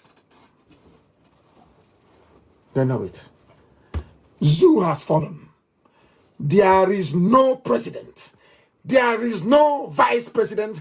There is nobody running the zoo. They have looted all the money. And you're there carrying your useless green, white, and green, whatever rubbish. Is it green, white, green flag? Talking rubbish online. You think I'll let them go scot-free?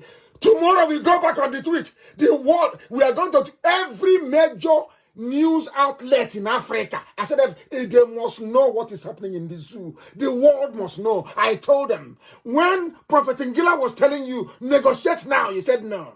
He said, Nnamdi Kanu. I can stop them. They are thugs. They are miscreants. The man said, negotiate now. A time will come when you want to negotiate as they are doing now. There will be no space for that. And that time is now. And the zoo has fallen. I can assure you, it can never, ever be the same again. If they call for a sovereign national conference, if they call for a confab, we would not attend it. It is too late. I want Yoruba to stand up as a race and as a people. Stand up for once and support what is right. Impunity and evil is happening. Stop supporting evil, Yoruba. Stop supporting evil. It's not good.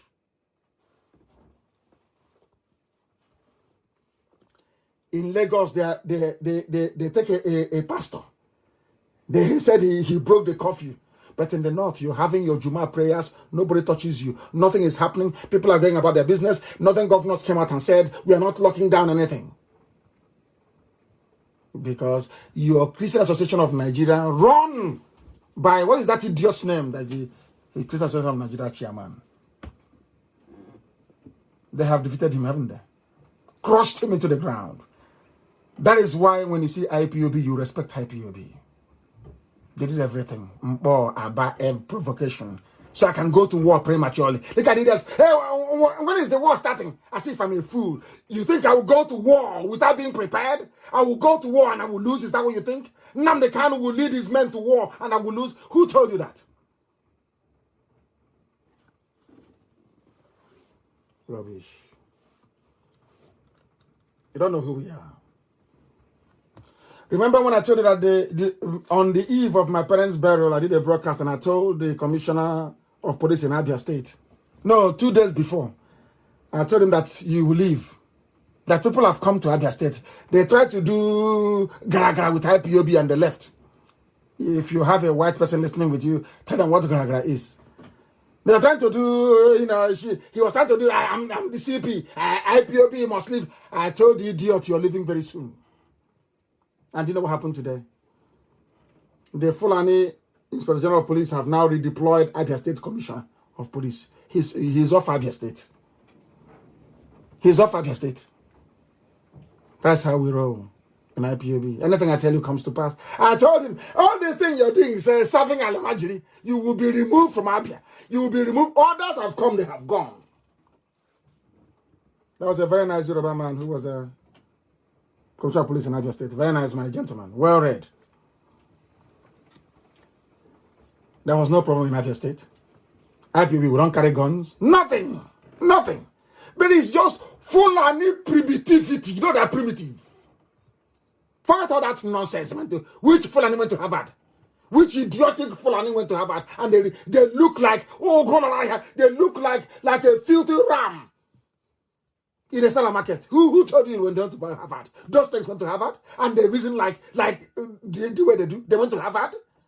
Oh, please spare me. It seems somebody will go there and purchase a diploma certificate and tell them they went to Harvard. Rubbish. You went to Harvard, there is no light, no running water, Alamajiri everywhere. You're looting money. You stole 13.9 billion. You say you went to Harvard invest.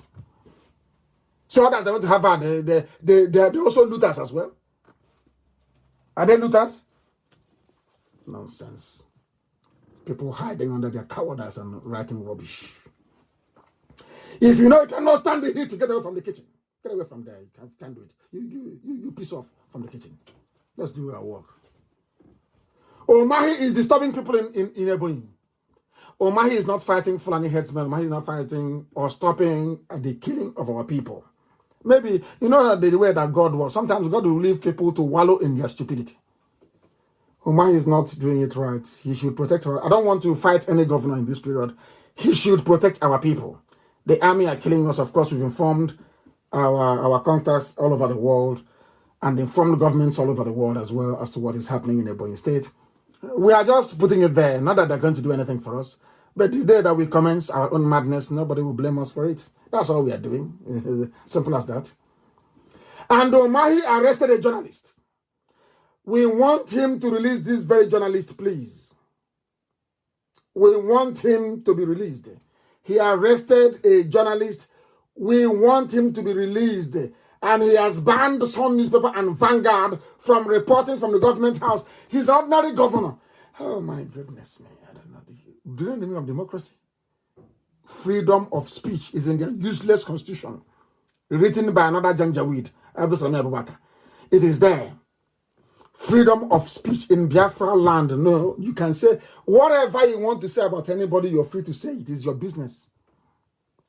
If you're sad or if you're angry, you file a libel suit in a court of law. How can you be banning and arresting journalists? What sort of nonsense is that? We don't like them. I don't like them myself. But when I see a journalist, I hate journalists to be molested. I do not like it. I don't like it. I don't like it. I just don't. It is not good. It is not good. It is not good. It was SARS again. 1 minute they say, oh, we've abolished SARS. The next minute again, SARS are arresting people everywhere. SARS in Ebonyi State went and arrested a Vanguard correspondent in the name of Peter Okutu. We want him to be released, please. I don't know who he is, and I don't care to know. You must release Peter Okutu. He is a journalist doing his job. If you don't like what he is written, use your influence at the local magistrate court as you used to do. go there and ask him to pay fine or you jail him for libel. You don't send police to go and arrest a journalist. What for? Of course, it's a zoo. Why am I complaining? You don't practice. After all, your chief of staff is your president. So what do you know? It's a zoo. What do you know? I ask you, what do you know? You know nothing. Zoological Republic. He must be released. Dave Umahi, you must release Peter Okutu. He has done nothing wrong. If he has published anything you don't like, as you have done, you can ban him from the State House. That is your prerogative. You're the governor. You can take him to court, but not to arrest him. He did not commit any crime. He only expressed a particular view which you do not agree with. That does not call for the arrest of the man. He has not killed anyone. So you must release him. Or else we'll add in the names of the people we are giving to the world as those that will be disciplined when Biafra comes. And we don't want to do that. Please, you must make sure you release him. He's done nothing wrong. He's done nothing wrong. You can ban them all you like, but you must release him.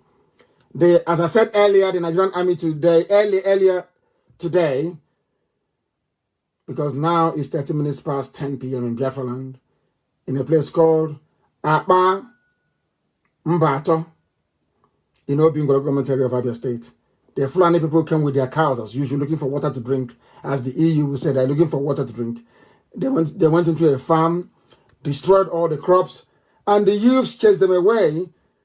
Within the next 10 minutes, the army came and arrested people in the nearby village. They arrested one Victor Aloma. Of course, we are informing the US. They'll be tired of hearing from us. Every time the Nigerian army commits one impunity or the other, I am informing the State Department in the US. And they know it. Victor Aloma, Yoruba media, are you listening to what your army is doing? Your gallant soldiers, to what they're doing? They arrested Victor Aloma. They arrested Chimobi Samuel. They arrested Omudo Enyina. They arrested Odiwoma Samuel. They arrested Enyiribe Enyina. They arrested Onyekachi Chikwendo. I want them released. You brought your cattle into their farms, destroyed all the crops, and they only asked your Janjaweed, your terrorists with cattle to move away, and the army came. Tell me why the army will be coming to defend Mietiala all the time. Why would Nigerian army be coming to defend terrorists? Because you have no president. Because you have no vice president. The Janjaweed, the Fulani cabal is in control. And the zoo has fallen. And I'm glad that Hope Uzodinma saw sense in his stupidity and reversed the nonsense about Imo University.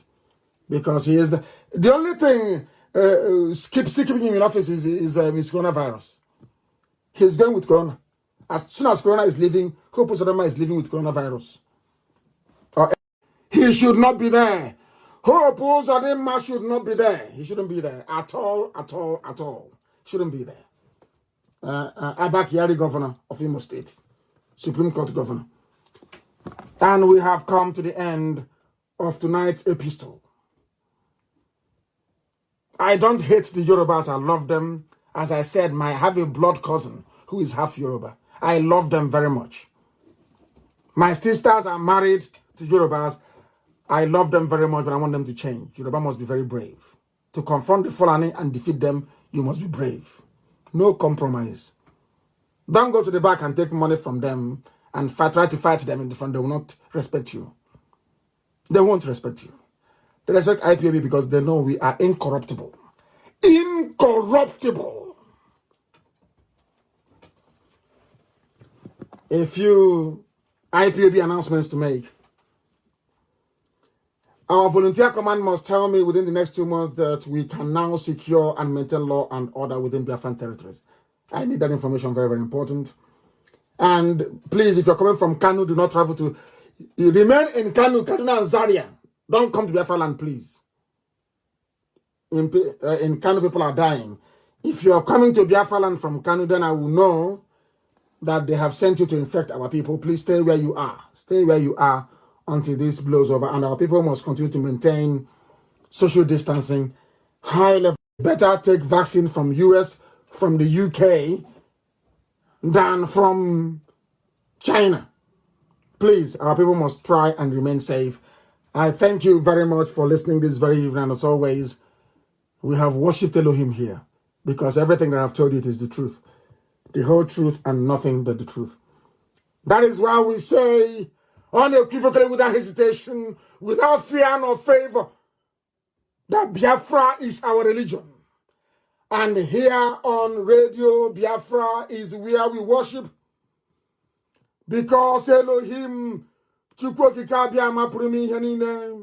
is our God in heaven. From me, from here, it is good evening.